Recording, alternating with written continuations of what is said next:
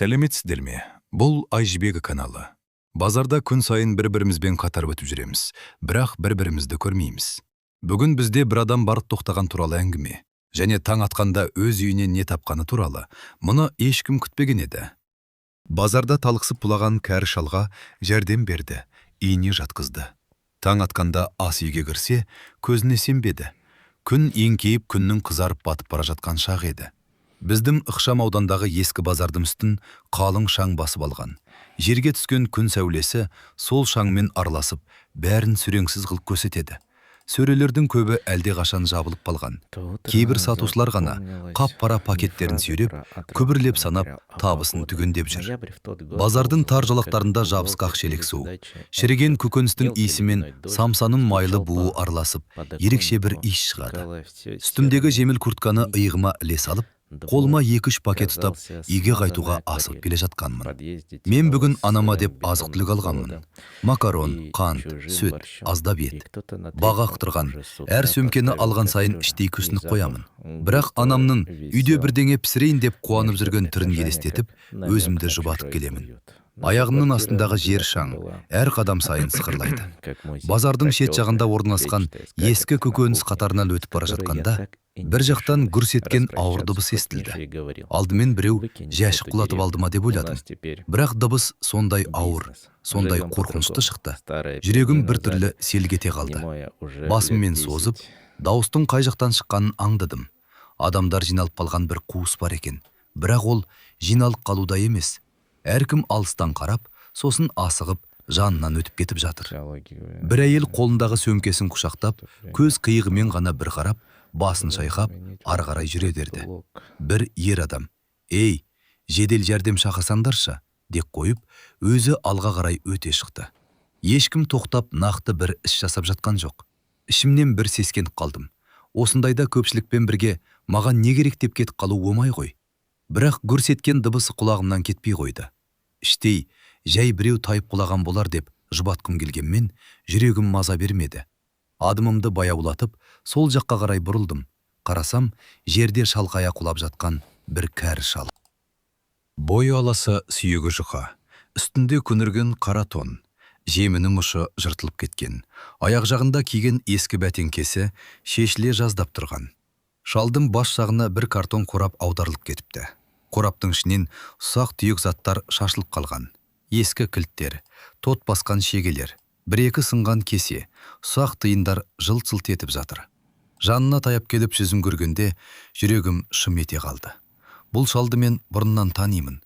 Танимын дегенде, әрине, аты жөнін білмеймін, бірақ жүзін жатқа білемін. Базардың дәл осы шетінде, кіреберістің суық тар бұрышында үнемі отыратын. Алдында кішкентай ғана қорабы, ішінде шегелеп қойған ескі бұрандалар, бір-екі шам, білезікті еске түсіретін тот басқан темірлер. Кейде біреу тиын тастаса, басын еп, күбірлеп алғыс айтатын. Көбіне ешкім назар аудармай, жанынан өтіп кететін. Әлгі шал ғой деген ой зу етіп өтті. Мен де талай рет оның жанынан ештеңе демей, көзіне тіке қарамай өтіп кеткем. Күнде көресің, бірақ бір сәт уақыт бөліп: "Ата, жағдайыңыз қалай?" деп сұрауға да ерінесің. Сондай бір, егерде мүмкін деулері көп, бірақ істелмеген ұсақ мейірімдер. Енді сол шал дәл көз алдында жерге жалп етіп құлап түсіп, демігіп жатыр. Айналада тұрған 3-4 адам селғос. Бір жігіт телефонын құлағына басып біреуге: "Я, біреу құлап қалды ғой. Енді жедел жәрдем кезек қой, не істеймін?" деп иығым қиқан еткізіп, ары қарай кетіп барады. Жаным ашып кетті. "Ата", деп қасына тізерлеп отыра қалдым. Қолындағы пакеттерді қасындағы бос жәшіктің үстіне қоя салдым. "Ата, естисіз бе?" Шалдым жүзі аппақ боп қуарған, ерні көгеріп бара жатыр. Көзін әрең ашып, маған бір мұңлы, әлсіз көзқараспен қарады. Сол көзқарастан сондай таныстық, сондай жалғыздық сезілді. Сәлемдеспеген, ата деп үн қатпаған қайталанған күндер көз алдыма келіп өтті. "Су", деп әрең сыбырлады ол. Дауысы естілер-естілмес. Жанымдағы пластик бөтелкеден суым бар еді. Қолымды дірілдете ашып, алақаныма кішкене құйып, ерініне жақындаттым. Шалдың қолы қалтырап, менің қолымнан ұстай берді. Саусақтары сүйектей қатқан, тоңазып қалған, Бір-екі жұтым ғана ішті. Содан кейін басын сәл қимылдатып, жанарын басқа жаққа аударды. Жедел жәрдем шақырдыңдар ма деп айналама қарадым. Шақырды ғой біреу, деді бір әйел. Жаным ауыртқысы келмегендей салқын үнмен. Бірақ қашан келеді дейсің? Өзің білесің ғой. Осындайларға тез келмейді. Осындайларға дегені жүрегіме ауыр тиді. Қарапайым, ешкімге керексіз көрінетін адамға деген осы бір немқұрайлықты мен қанша рет көрдім. Бірақ бұлай ішіме ауыр салмақ боп түскен емес. Шалдың қармаған қолы сәл босаңсып, саусақтары сырғып кетіп бара жатқанын сездім. Ата, шыдаңыз, дедім асығып. Қазір жедел жәрдем келеді. Ол әлсіз басын шайқады. Еріндері қимылдап, бірдеңе айтқысы келді, бірақ үні шықпай қалды. Мен құлағымды еңкейтіп, оның аузынан шыққан әр дыбысты іліп алуға тырыстым. Суық, деді әуелі. Суық. Үй. Үй деген сөзді анық естідім. Көзі бұлыңғыр, бірақ бір нәрсеге жалынғандай, бір үміт іздегендей маған қадалды. Менің ішімде бірдеңе үзіліп кеткендей болды. Бұл кісінің үйі бар ма жоқ па білмеймін. Базардың тас суығында күні бойы отыратынын ғана білемін. 21-ні деп ары қарайғы сөздері мүлдем түсініксіз болып кетті. Мүмкін бір мекенжай айтып үлгергісі келген шығар. Мүмкін мүлдем басқа нәрсе шығар. Бірақ үй деген бір ауыз сөз маған жетіп тұрды. Телефонымды алып, жедел жәрдемнің нөмірін терейін деп оқталдым. Бірақ бірден көз алдыма соңғы рет қоңырау шалғандағы көрініс түсті. Ұзақ күту, уақытымыз жоқ, науқастар көп деген дауыстар. Мекенжайды 3-4 рет қайталап түсіндіру. Бұл базардан біздің үйге дейін жаяу 15 минуттық жер. Ал жедел жәрдем осы аралықта келеді ме, келмей ме, белгісіз. Қарттың демі үзіле бастағандай. Жанарынан әлсіз бір қорқыныш пен шарасыздықты көрдім. Айналадағы адамдардың селқостығы мені әрі ашуландырып, әрі ұялтты. Мен де солардың бірімін ғой деген ой келді. Бүгін мен тоқтамай өтіп кетсем, мен де дәл осылардай боламын. Қолым дірілдеп кетті. Өзіме сұрақ қойдым. Не істеймін? Қазір шынымен керек болып тұрған мейірім бір өзімде ме? Мен тарталамын ба бұл жауапкершілікті? Ата, дедім. Өз даусым өзіме таныс болмай шықты.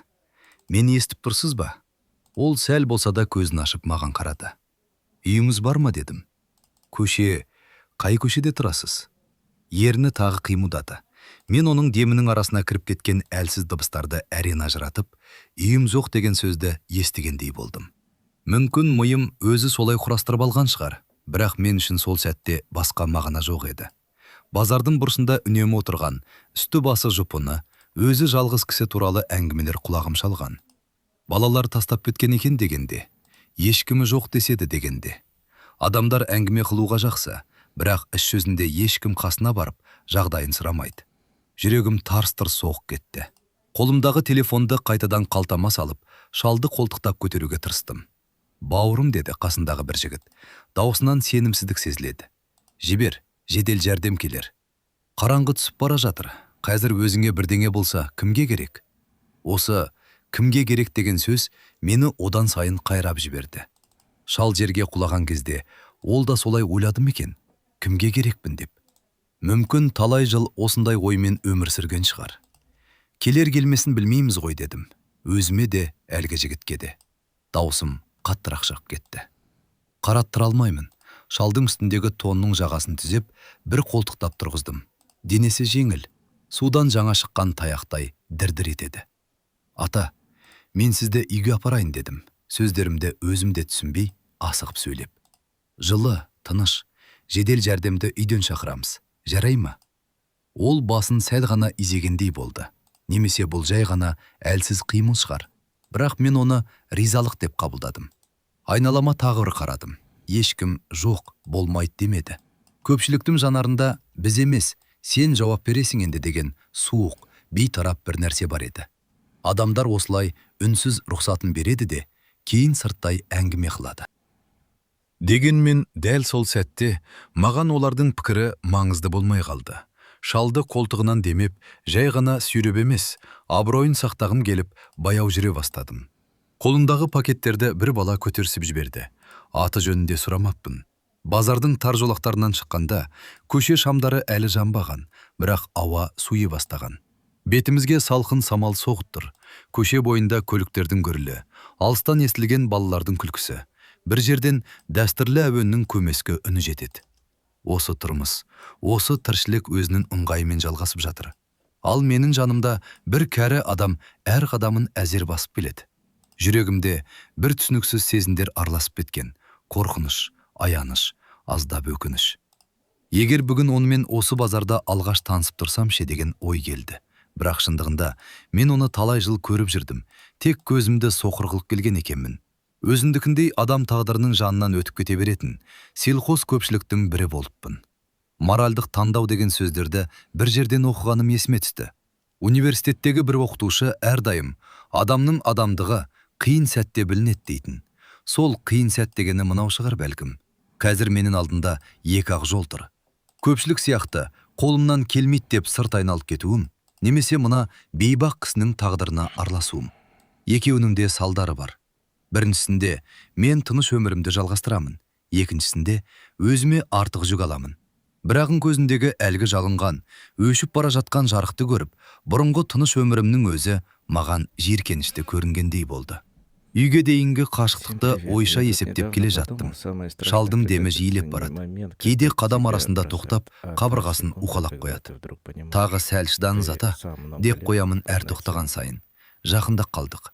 Ол ештеңе демейді, тек кейде өздігінен «Рахмет, балам» деп сыбырлап қояды. Осы балам деген бір ауыз сөз жүрегіме жылы тиді.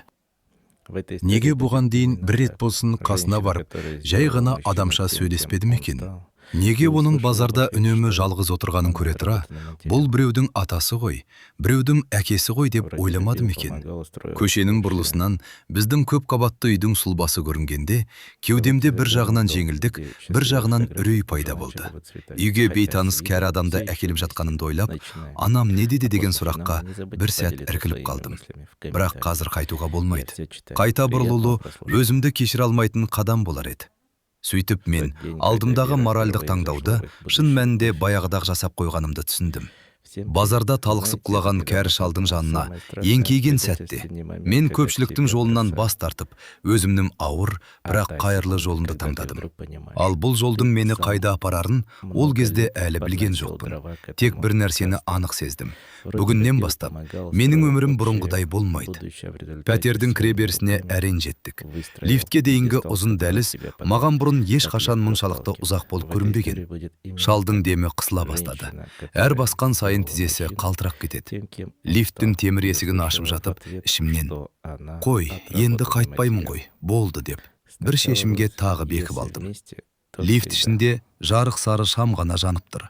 Қабырғаға біреулер сурет салып кеткен. Баяғыдан бері өшпеген ескі бояулар. Шал айналасына күмәндана қарап, көзін сығырайтып, «Қай қабат, балам?» деді шықпаған даусымен.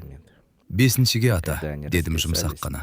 Ол басын изегендей болып, лифт қозғалғанда қабырғаға сүйеніп, көзін жұма салды. Қасқағым сәтке, оның менің әкем сияқты көрініп кеткені сондай, жүрегім шаншып кетті. Бала күнімде әкемде жұмыстан шаршап келіп, аздап тынығып алайын деп, диванға жантая кететін. Қазір ол басқа қалада, өз өмірі өз алдына. Арадағы суық үнсіздікті ойлап, кәрі шалды бұлай жалғыз қалдыруға болмайтынын бұрыннан сезген сияқтымын. Есік құлпы сылдырап ашылғанда, үйдің ішінен жеңіл ғана жылы иіс шықты. Жуылған кірдің, шәйдің, баяғыдан келе жатқан үй иісінің қоспасы. Анам жұмыста, үйде ешкім жоқ. Сол сәт көңіл орнына түскендей болды.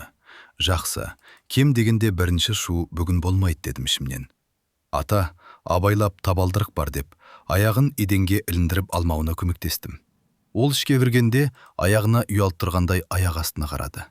Кіреберістегі ескі кілемшені байқады да, күбірлеп, «Үйім таза екен» деді. Бұл бір ауыз сөзінің өзінен үйге деген, маған деген бір іштей құрмет сезілді. Көңілім жыли бастады. Аяқ киімін шешкізіп, қолтықтап жүріп бос бөлмеге алып бардым. Бұл бөлме бұрын ағанның бөлмесі еді. Қазір шетелде, заттарының көбі жиналып қойылған. Тек бұрышта бір кереует, шағын тумбочка, ескі шкаф қалған. Терезеден кешке көлеңке созылып, қабырғаға түсіп тұр. Ауада шаң басқан кітаптардың ескірген перденің иісі сезіледі. «Міне ата, осында жата тұрасы» деп, кереуетке отырғыздым. Шалдың жүзі бозарып кеткен. Ерні кеуіп, қолы дірілдеп тұр. Кеудесін қысып, «Кешір балам, шашатып қойдым-ау» деді. Өз-өзін жазғырып, Жоқ ата, әліптің артын бағайық. Алдымен тынығып алыңыз дедім де, шкафтың үстінен таза жастықтысын алып, сүйретіліп тұрған көрпені сілкіп салдым. Оның сырт киімі базардың шамын түгел жұтып алғандай, сасық, термен кепкен шаңның ескі темекі иесінің араласқан иісі бөлмені толтыра бастады. Бір сәтке жүрегім айнығандай болды. Бірақ өзімді бірден тыя қойдым. Егер мен одан жиіркенсем, онда мен одан қандай да бір артықпын дегенім ғой. Қай жерім артық деп ойлап үлгердім. Ата, ренжімесеңіз, киіміңізді ауыстырып жуындырып жіберейік, жарай ма дедім, абайлап. Ол үнсіз ғана бас изеді. Көзімен бір нүктеге қадала қарап қалған. Шкафта тұрған ағамның киген күйі аз ескі спорттық шалбарын, жұмсақ жейдесін алып шықтым. Шалға жақындап. Мыналарды кие тұрмыз. Өз киімімізді кейін жуып қоямыз дедім. Ол біразға дейін түймесін аша алмай, саусақтары дірілдеп қиналып қалды. Амал жоқ.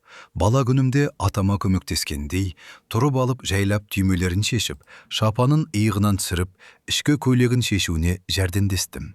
Сүйектері шығып тұрған жауырыны, омырауындағы сарғыш тартқан терісі, көгерген тамырлары біртүрлі қорқынышты да, аянышты да көрінді.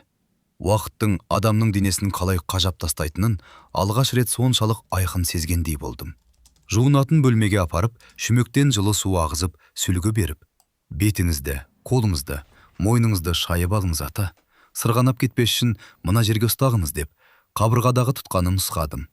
Ол суға қолын тигізгенде терең тыныстап алды да, бетіне су шашып, біраз уақыт үнсіз тұрды. Еденге тамған су дыбысы кішкентай ваннаның ішінде жаңғырып шыққандай болды. Ескі сабынның хош иісі, базардың шаңды иісін біртіндеп ығыстырып, орнына таныс, үйреншікті иіс жайылды. Қайтып бөлмеге оралғанда таза киімді киіп алған екен. Бірақ түймелерін тағы да қалай болса, солай елген. Барып, жейденің түймелерін біртіндеп жоғардан төменге дейін салдым. Осы сәтте өзімді бір сәтке метбиге сияқты сезіндім. Мынау дайын дедім, жымиып. Енді жатып демалыңыз. Кереуетке жайлап жатқыздым. Аяғын көтергенде тізесі сықырлап кетті. Үстіне ақшыл бүлді, ескі көрпені жауып, жастығын түзек қойдым. Шалдың жүзі сол сәтте кішкене жұмсарып, жанарынан әлсіз болса да алғыс көрінді. Ас үйге өтіп, томастықшты аштым. Ішінде не бары белгілі ғой. Бір кастроль сорпа, аздап макарон, жарты нан, сары майдың кішкентай бөлігіндей, бірнеше жұмыртқа, мен анамның кешке таман ішем деп қойған айраны. Құдай-ау, мынаны қонаққа қалай ұсынбақшым деген ой келді. Бірақ басқа амалда жоқ.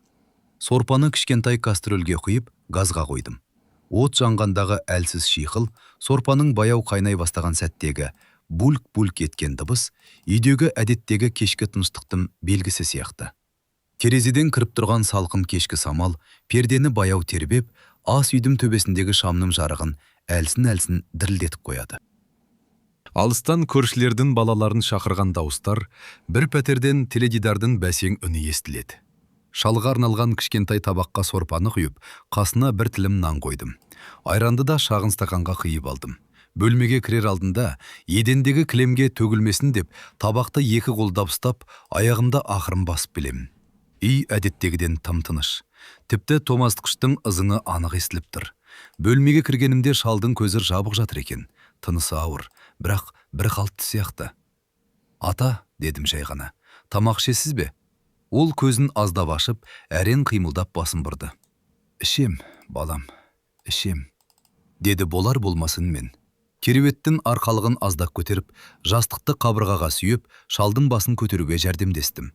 Қолы дірілдеп, қасық ұстай алмайтыны көрініп тұр. Сосын кішкентай балаға тамақ бергендей, қасықпен сорпаны суытып аузына жақындаттым. Ол әр қасықты зорға жұтып, арасында булыққандай жөтеліп қояды. Ақырын ата, асықпайық деп жатырмын.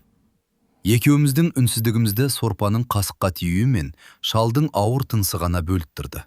Бөлмедегі ауада базардан қалған шаң иісі, ескі жиһаздың иісі және ыстық сорпаның дәмді иісі араласып кеткен.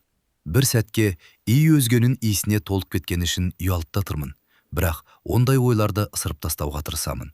Бірнеше қасықтан кейін шал қолын сермеп, «Жетер, рахмет балам», деді. Тағы аздап ішсеңіз дегенімде ол басын шайқап, «Айран болса», деп сыбырлады. Айранды алып келіп баяу ұсындым. Салқын айранды жұтқан сайын, оның жүзіндегі кернеген бір қиналыс аздап босап жатқандай көрінді. Ішіндегі өрт басылғандай қабағы жазыла түсті. Міне, енді дәрі ішеміз, жарай ма? Дедім. Үйдегі алғашқы көмек қобдишасынан бас ауруына қысымға арналған таблеткаларды тауып, нұсқаулықтарын асығыс оқып, өзімше осысы дұрыс болар деп таңдадым. Жүрегім ол үшін алаңдап тұрса да, ертең міндетті түрде дәрігер шақырам деген ойға қайта-қайта тоқтап, өзімді жұбаттым. Дәріні ұсақтап, аздап сумен бердім. Шал көзіне күш салып жұтып алды. Кеш баяу түнге айналып келе жатты. Терезенің сыртында күн қызғылт түстен қою көкшілге ауысып, ақыры қараңғылыққа қоюлана бастады. Көшенің шамдары бірінен соң бірі жанып, қабырғаға сары әлсіз жарық түсіріп тұр. Біздің бөлмені төбедегі кішкентай шам ғана жылы жарыққа бөлеген. Соның астында шалдың арық беті бұрынғыдан да сүйекті көрініп кетті. Ол бір кезде көзін жұмып жатып, кенет мүлде басқа дауыспен, баяғы жігіт шақтағы дауысына ұқсас бір үнмен сөйлей бастады. Жерді қайтару керек еді. Сол кезде тыңдамай қойды. Екінші учаскені жазып бер деймін, жоқ деп тұрып алды. Сөздерінің арасын демі қиып, кейбір буындарын түсіріп алады. Мен оның не айтып жатқанын түсінбей, тек жанында орындыққа отырып тыңдап отырмын. Қай жер, ата? Дедім абайсызда. Ол көзін ашқанда жоқ, естімегендей. Ауылда, шоқ Қараталдың жанында. Соны сатып жіберді ғой. Балалар білмейді деп ымырсып қойды. Даусы бірде қатқылданып, бірде қайтадан әлсіреп, түс көріп жатқан адамша біреулермен дауласып жатқандай.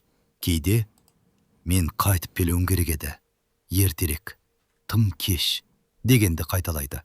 Осы қайтып келуім керек еді деген сөз маған бір түрлі тиіп, өз өмірімді еске түсірді. Әкемді, ағамды, кеткендерді. Бәлкім, мен де бір күні осылай іштей өкінетін шығармын ба? Қайтып келмегенім үшін, кешіккенім үшін деген ой басыма келді. Бөлме іші бір түрлі жама тыныштыққа толды. Телефон көтеріп, сторис түсіріп, музыка қойып жіберіп, ушу қылатын менің әдетім бұл түні орынсыз артық нәрсе сияқты. Бар болғаны бір кәрі адамның үзіліп шығатын тынысы мен сандырақтаған сөздері үй ішін толтырып тұр. Шал тағы да бірдеңелерді шатып. Жоғалып кетті. Қайда кетті? Қаншама іздедім. Ешкім айтпады деді. Кімді, ата? Дедім жай ғана. Ол жауап бермеді. Тек жанарына әлсіз жас үйірілгендей болып, кірпігі дір етті. Сол сәт менің қолым өзінен өзі оның кедір бұдыр, салқын қолының үстіне барып қонды. Қолын қысып, жақсы болады, ата. Ертем дәрігер шақырамыз, уайымдамаңыз дедім. Ол сәл ғана басын изегендей болды ма, әлде маған солай көрінді ме, білмеймін. Түн қойыла түсті. Терезеден түсетін жарық мүлде бәсеңдеп, көшедегі сирек өтіп жатқан көліктердің шамы бөлменің төбесіне әлсін жүгіріп өтіп, қайта жоғалады. Қабырға сағаты тықылдап, әрбір секундты санап тұрғандай. Уақыт ауырлап, созылып кеткен сияқты. Ал менің денем баяу шаршауды сезіп келеді. Ас үйге қайта шығып, қолымды жуып, үстелдің шетіне сүйеніп біраз тұрдым. Сумен араласқан сабын иісі, ас үйдегі шайдың жұқалап қалған иісі, тоңазытқыштың баяу ызыңы, бәрі қалыпты. Бірақ бүгін бәрі өзгерек. Үйде бір бөтен адамның тынысы бар. Мен оны өзім ертіп әкелдім. Анамның бұл туралы не айтатынын елестетіп көрдім де, ішім бір сәт тырс ете қалды. Бірақ қазір одан да маңызды нәрсе бар сияқты. Бөлмеге тағы бір қарап шықтым. Шалдың көзі жұмулы, кеудесі баяу көтеріліп түсіп жатыр. Жарықты сөндіріп, тек есік жақтағы кішкентай түнгі шамды ғана қалдырдым. Әлсіз сары жарық оның жүзіне түсіп, әжімдерді тереңдетіп көрсетеді. Ата, мен қазір қасындағы бөлмеде жатамын.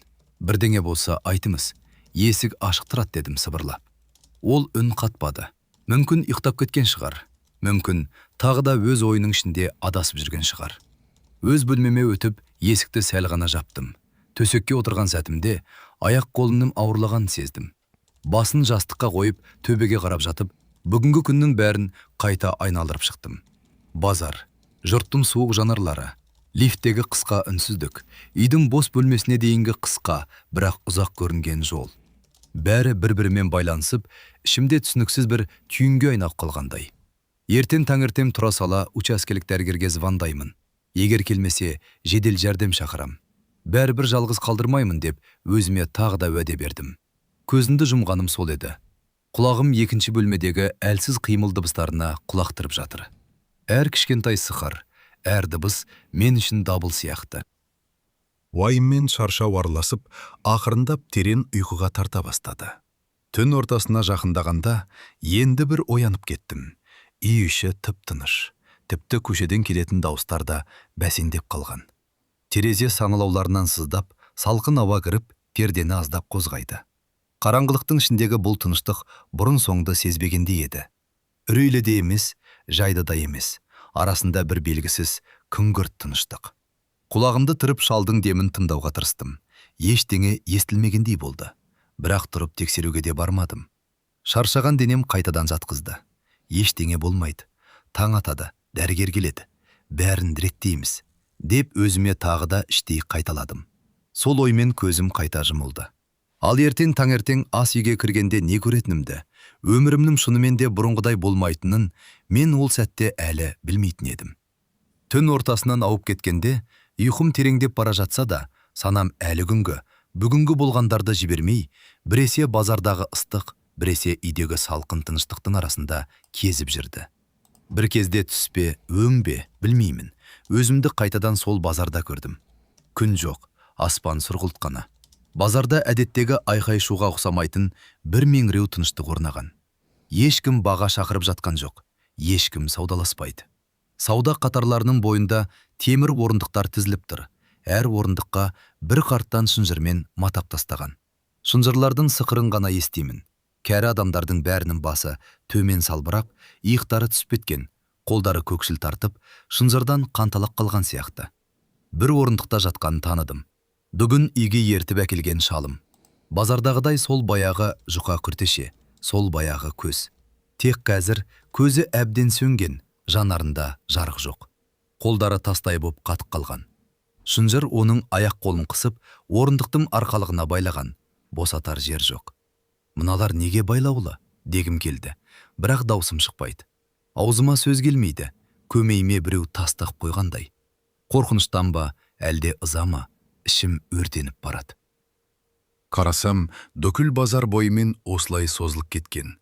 Қатар-қатар орындықтар, әр қайсысына бір-бір қарт байланған. Біреуінің басындағы орамалы қисайып, бетіне түсіп кеткен. Біреуінің аяқ киімінің бір сыңары жоқ. Біреуі әлсіз ғана ыңылдақ қояды.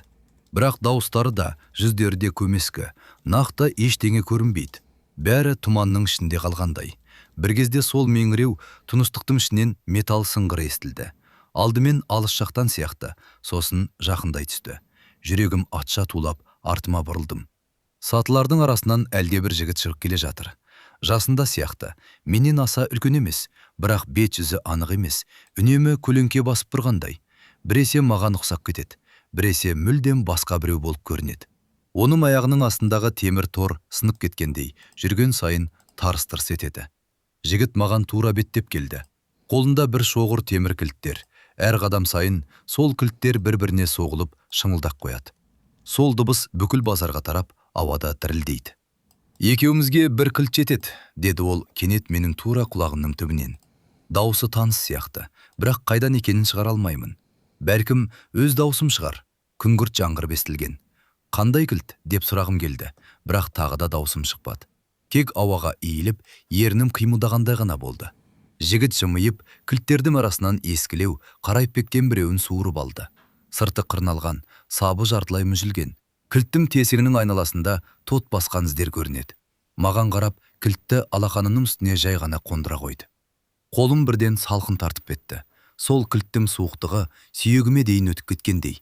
Қолымды қысып ұстап үлгермей жатқанда, кілт саусақтарының арасынан сырғып, жерге түсіп бара жатқандай болды. Оны жерге түсіріп алсам, әлде бір жаман нәрсе болатынын іштей сеземін. Бірақ саусақтарым жансыздан қалған, пимылдамайды. Ашсаң болды, деді жігіт жай ғана. Қалғанын өздері айтады. Кімді деген сөз кеудемде қысылып қалды. Кімді деген сауалды мен бұрында біреуге қойғанмын. Бүгін ғана осы үйде, осы шалға. Сол сәт бәрі араласып кетті. Базар, шынжыр, шалды үйге алып келгенім. Кенет темір шынжырлар бір мезетте дүрс-дүрс етіп бәрі бірдей қозғалғандай болды. Байланған қарттардың ішінен әлдекім күңіреніп, әлдекім сыбырлады. Дауыстар қосылып, шеберін таппаған хор сияқты бірі-біріне жабысып, түсініксіз ыңылға айналып кетті. Құлағым шыңылдап кетті. Кеудемді біреу тартып, демімді қысып жатқандай.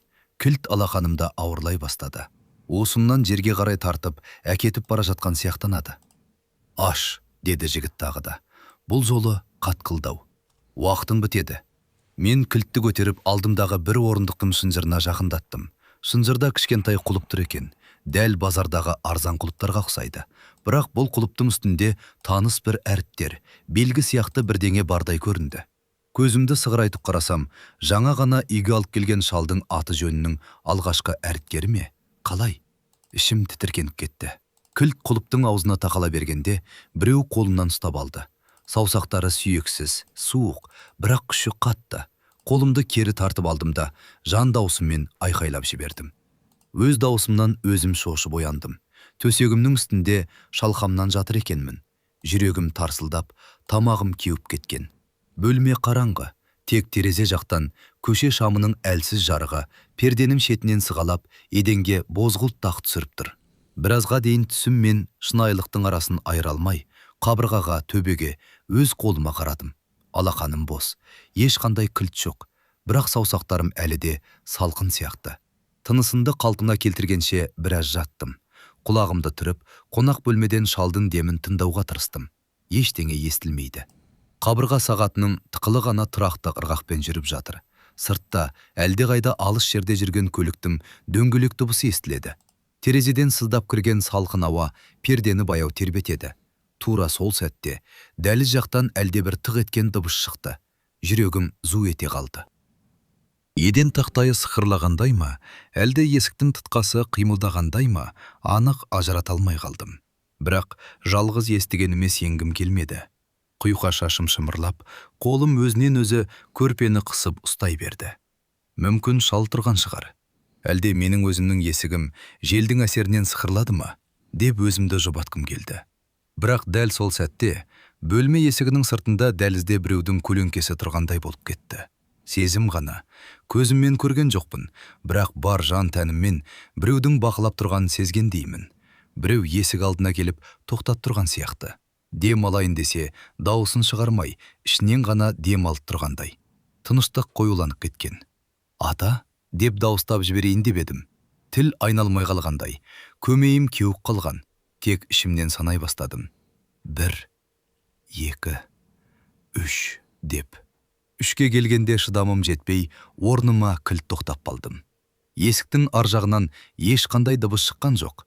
Дәліз қайтадан мүлде бос сияқты. Түсімнің жалғасы шығар. Бәрі түскүйі ғана, деп өзімді қайта-қайта сендірдім. Бірақ бойымдағы үрей оңайлықпен кетпеді. Уақыт өткен сайын көзім аздап үйреніп, қараңғылық сұрғылт түске ауысқандай болды. Перденің шеті баяу қимылдайды. Қабырғаның көлеңкесінде ілулі тұрған сөмкемнің пішіні біресе адамдай, біресе қараңғы бұрыштай көрінеді. Қайта-қайта басымды жастыққа көме бере, көзімді тарс жұмып алдым. Ұйқым мүлде қашып кеткен сияқты. Бірақ қорқып та жата бергім келмейді. Ертең бәрі өз орнына келеді. Таң атады. Кәдімгі күн басталады. Дәрігерді шақырамын. Базарға барып, заттарымды аламын. Бұл түстердің бәрі жай ғана шаршағаннан. Деп ішімнен бір сарында қайталап жатырмын. Уақыт өте келе, терезеден сырты шамалы бозарып, қараңғылық сыр бере бастады. Шамасы таңға жуық қалған сияқты. Перденің шетінен сызылып кірген бозғыл жарық, бөлменің ішіндегі заттардың контурын айқындап, төбеде салбырап тұрған люстраның сұлбасын ірлендіріп жіберді. Қабырға сағатының тықылы тыныштықты сындырып, әр секундты санап жатқандай. Сол кезде ас үй жақтан әлсіз ғана жарық жылт еткендей болды. Басында маған солай көрінді деп ойладым. Көзімді бір-екі мәрте ашып жұмып, қайта қарадым. Бөлме есігінің астындағы саңылаудан ас үй жақтан жеткен әлде кішкентай жарықтың сызығы көрініп тұр. Электр шамының әлсіз сары түсі сияқты, бірақ тым бәсесең. Жарықты сөндіріп ұйықтадым ғой, деген ой жүгіріп өтті. Түнгі шамды кіреберіс жақта ғана қалдырғанмын. Ас үйде ешқандай шам жанбаған. Сол ойдан кейін денем біртүрлі мұздап кетті. Демімді ішіме тартып, құлағымды түріп тыңдадым. Ас үй жақтан сұлдыр еткен әлдебір дыбыс естілді. Алдымен кішкентай ғана шынының соқтығысуы сияқты, сосын әлдебір ыдыс шетке сырғып түскендей сыңғыр. Артынша біреудің бәсең ғана күбірлеген даусы естілгендей болды. Сөздері анық естілмейді, бірақ қарт адамның даусы сияқты. Кейде шалдардың өз-өзімен сөйлесіп отыратынын білетінмін. Бірақ бұл дабыс менің үйімде, менің ас үйімде шығып жатқанын сезгенде, өзімді бөтен жерге түсіп қалғандай сезіндім. Мүмкін ата оянып су ішкен шығар. Әлде шай қайнатпақ болды ма, деп ойладым. Мойнымдағы тамыр солқылдап, әлгі үрейдің үстіне тағы да бір күдік қосылды. Бір жағынан, тұр да бар, көмек керек шығар. Шал жалғыз өзі жүр, деп жаным қысылады. Екінші жағынан, бүгін көрген түс, дәліздегі сезінген көлеңке ойыма қайта-қайта орала береді. Көңілім екіге жарыла жаздап, төсекте ұзақ қимылсыз жаттым. Ішімнен өзіме жекіп, тұр, бала құсап қорқып жата бермей, барып көр. Үйдесің ғой, бұл сенің ас үйім, дедім. Көзімді ашып, төбеге бір сәт тіксіне қарап жаттым да, ақыры орнымнан жайлап көтерілдім. Еден суық екен, табаныма бірден салқын тиді. Шам сөнгені есіме түсіп, қолыммен ауаны сипалап жүріп, тумбочкадан телефонымды іздедім. Экранды жақпай-ақ, қолыма алғаным сол еді, қайта қойдым. Жарып жақсам, шалды шошытып алармын деген сылтау тауып алдым. Бірақ шындығында өзімде ас үйге бірден жарық шашып баруға жүрексініп тұрғандаймын. Шашын жан-жаққа шығып кеткенін сезіп тұрмын. Бетін жуа кетейін деп ойладымда, бір сәтке тоқтап қалдым. Қазір бет жуып айнаға қарасам, баяғы түсім қайта көз алдыма келіп, өзімді өзім танымай қалатындай. Деген бір күлкілі, бірақ дәл сол сәтте шын көрінген ой бөтенше қорқытып жіберді. Сондықтан бетін жуып, шашынды түзеуге де үлгермей, сол күйі дәлізге қарай аяғымды ақырын басып шықтым. Дәліздің ауасы тіпті басқа сияқты. Салқын, әрі сәл дымқыл. Бөлмемнің есігінен шыққан сәтте, алғашқы қадамымда еден тақтайы сық етіп дыбыс шығарды. Өз аяғымның дыбысынан өзім селк ете қалдым. Ас үй жақтан келген жарық дәліздің қабырғасына әлсіз ғана шағылып, тап ортасында созылыңқы сары жолақ болып түсіп тұр. Қарасам, қонақ бөлменің есігі сәл ғана ашық. Ар жағынан ешқандай қозғалыс байқалмайды. Жүрегім кеудемді тарсылдатып, тамағыма тірелгендей. Қолымды қабырғаға қойып, жай басып, ас үйге қарай жақындадым. Әр қадам сайын ас үй жақтан шығып жатқан дыбыстар анық естіліп келе жатты.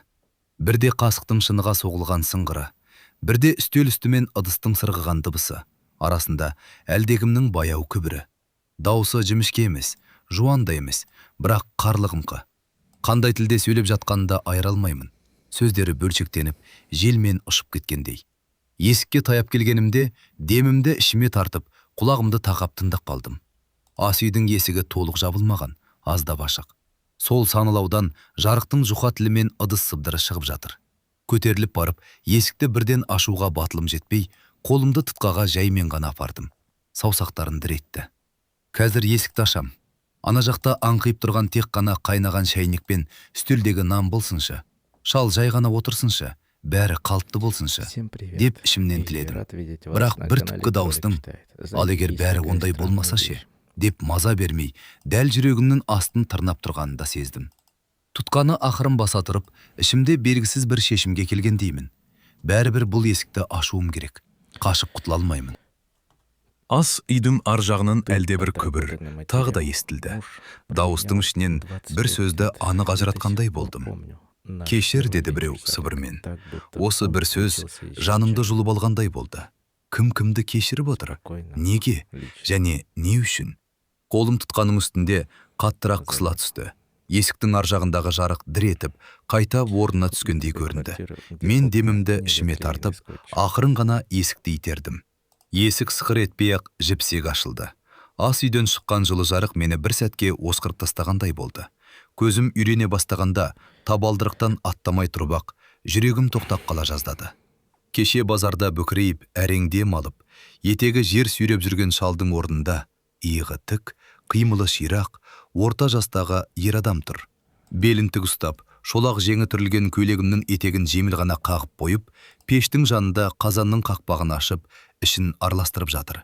Үстінде менің көптен кимей, шкафтың түбінде ұмыт қалған, бірақ жуылып, үтіктелі білеулі тұрған ескі көйлегім. Қолының тамырлары білеуленіп, жасы 40 пен 50 аралығындағы адамға тән тың, ширақ қолдар. Желкесіндегі шашы аздап ағарғаны болмаса, өзге жерінен бір сыр байқалмайды. Танауыма бірден бұрқ етіп шығып келе жатқан иіс тиді. Жаңа қайнаған қара шайдың иісі. табадағы жұмыртқаның майға жеңіл қанғана шырылдап қуырыла бастаған иісі, жаңа туралған қызанақтың, қиярдың сәл қышқылдау сергек иісі. Біздің ас үйдегі арзан, бірақ үйреншікті шайдың иісі де, дүкеннің бұрышындағы наубайханадан таңертең ғана әкелетін ыстық нанның дәмі де мұрнымды аштып жіберді. Үстелдің үсті, менің көз алдында дайын ас, әдемі етіп жайылған дастарқан, нан ұқыптап туралған, әр тілімінің қыртысы сынып кетпейтіндей, қалымдығы бірдей. Екі кішкентай тәрелкеге салат іріктеліп салынған. Шайнек баяу ғана бүлкілдеп буланып тұр. Шынаяқтарға дейін қойылыпты. Қасықтар да рет-ретімен, салфеткада тігілген шетін жеткізе бүктеліп, дәл ортасына қойылған. Мұнадай ұқыттылықты мен ғана жасайтынмын. Үйде мұндайды өзіммен басқа ешкім істемейтін. Ал енді сол мен істейтіннің бәрі менің ас үйімде, менің ыдыстарыммен, менің дастарханымның үстінде. Бөтен, бірақ бір түрлі таныс адамның қолмен жасалып жатыр. Мен табалдырықта қатып қалдым. Аяғым жалпақ тақтайға жабысып қалғандай, бір қадам алға баса алмаймын. Қолым әлі есік тұтқасында. Ауам тарылып кеткендей, тынысым кеудеме сыймай тұр. Кеше көрген бүкірейген, көзінің асты көкшіл тартып, ерні көгерген, әр демі қиналып шығатын шал көз алдыма келді де, көзіме сенбей, алдымда тұрған жігітке қайта қарадым. Екеуінің бетінде әлде бір әлсіз ұқсастық бар. Иектің астындағы кішкентай шұңқыр, құлағының сырты сәл қалымдау, оң жақ самайындағы елеусіз ғана тыртық. Бірақ кеше шалды басында көргенде, әлгі тыртық әжімнің арасында көзге онша түспейтін. Қазір болса терісі тегіс, жылы тартып кеткен бетінде ол тыртық анық көрініп тұр. Көзі, кеше көзі суалған, әйнектей мұз болып қалғанда еді, ал қазір көзі оттай жанып тұр. Тереңі қара, бірақ ішінде әлде бір жасырын тіршілік, әлде бір ішкі сенімділік ойнап жүргендей. Жігіт менің тұрғанымды сезбей тұрғанған сияқты болды да, бір сәтке бұрылып қалды. Көзіміз түйісіп қалған сәтте менің аяғым дір етіп кетті, күлімсіреді. Жымиғанда бетінің бір жағы ғана аздап тартылып, бала кезде көршіміздің үйіндегі ағамдай болып кетті. Оянған екенсің балам, жүр тамақтан деді ол. Дәл кешегі шалдықы сияқты қарлығыңқы, бірақ қазір әлде қайда құлаққа жағымдырақ, жуан даусымен. Осы бір балам деген сөз менің денемнен найзағай өткендей етті. Кешеде солай деген. Базардың қақ ортасында барлығы өз жыртық пакеттерін көтеріп, ауыр сөмкелерін сүйреп жүрген, күн көзін жыртыс қапшықпен жапқан базарда есінен таныр алдында да, балам, су. Сол дауыстың жаңғырығы құлағымның түбінде ойнақтыр. Бірақ мына адам кеше базарда талықсып құлаған, адам секілді қалған әлі жоқ. Беті суық шал емес. Бұл менің көйлегімді киіп алған, тура менің ас үйімнің қожайыны сияқты, еркім қимылдап жүрген, әлде қайда жас, әлде қайда тың, әлде қайда өзіне сенімді біреу. Сіз, дедім мен, даусым шығып шықпастан тамағым кеуіп, бір түрлі бәсең естілді. Өз даусымды өзім танымай қалдым. Бойымды үрей ғана емес, түсінбеушілік, ашу, реніш, бір түрлі масқара үміт араласқан сезімдер басып бара жатыр. Кеше мен арқалап әкелген, аяғын сүйреп әрең көтерген адамға ұқсамайды ғой. Иә, мен, деді ол жай ғана. Қорқып қалдым ба? Есігімді тарс еткізбейін деп шамды да өзім жақпадым. Тек ас әзірлей тұрғым келді. Есігіңді. Ол осы сөзді сондай табиғи айтты. Сенің есігіңде емес, есігіңді. Менімен бұрыннан таныс адамдай. Мен ауыз ашқым келді, бірақ тілім таңдайыма жабысып қалғандай, қандай да бір сұрақ шығара алмаймын. Кешедінде дәлізде тұрғанымда естіген кешір деген сыбыр да қайтадан құлағымда тіріліп кетті. Осы адамның даусы ма еді сонда? Ас үйдің ішінде менің үйреншікті дүниелерінің әрқайсысы басқаша болып көрінді. Ыдыс аяқтардың сыңғыры бөтен, орындықтардың сықыры салқын. Тіпті томаздықштың әлсіз ғана гүлдеген дыбысы бұрын мүлде мән бермеген бір салқын өмірдің белгісіндей. Бәрі менікі, бірақ бәрін ол ұстап, ол қозғап тұр. Мен деп бастадым да, даусынды жөтеліммен жауып жібердім. Сіз кеше шал едіңіз ғой, деуге тілім бармады. Мына тұрған адамға шал деген сөзді айтудың өзі бір түрлі әдепсіздік сияқты. Ол қазанның қақпағын жауып, плитаның шүмегін бұрап отты бәсеңдетті. Қимылы баяу, бірақ сенімді. Мұрнының үстіндегі әжімдері жазылып қалған.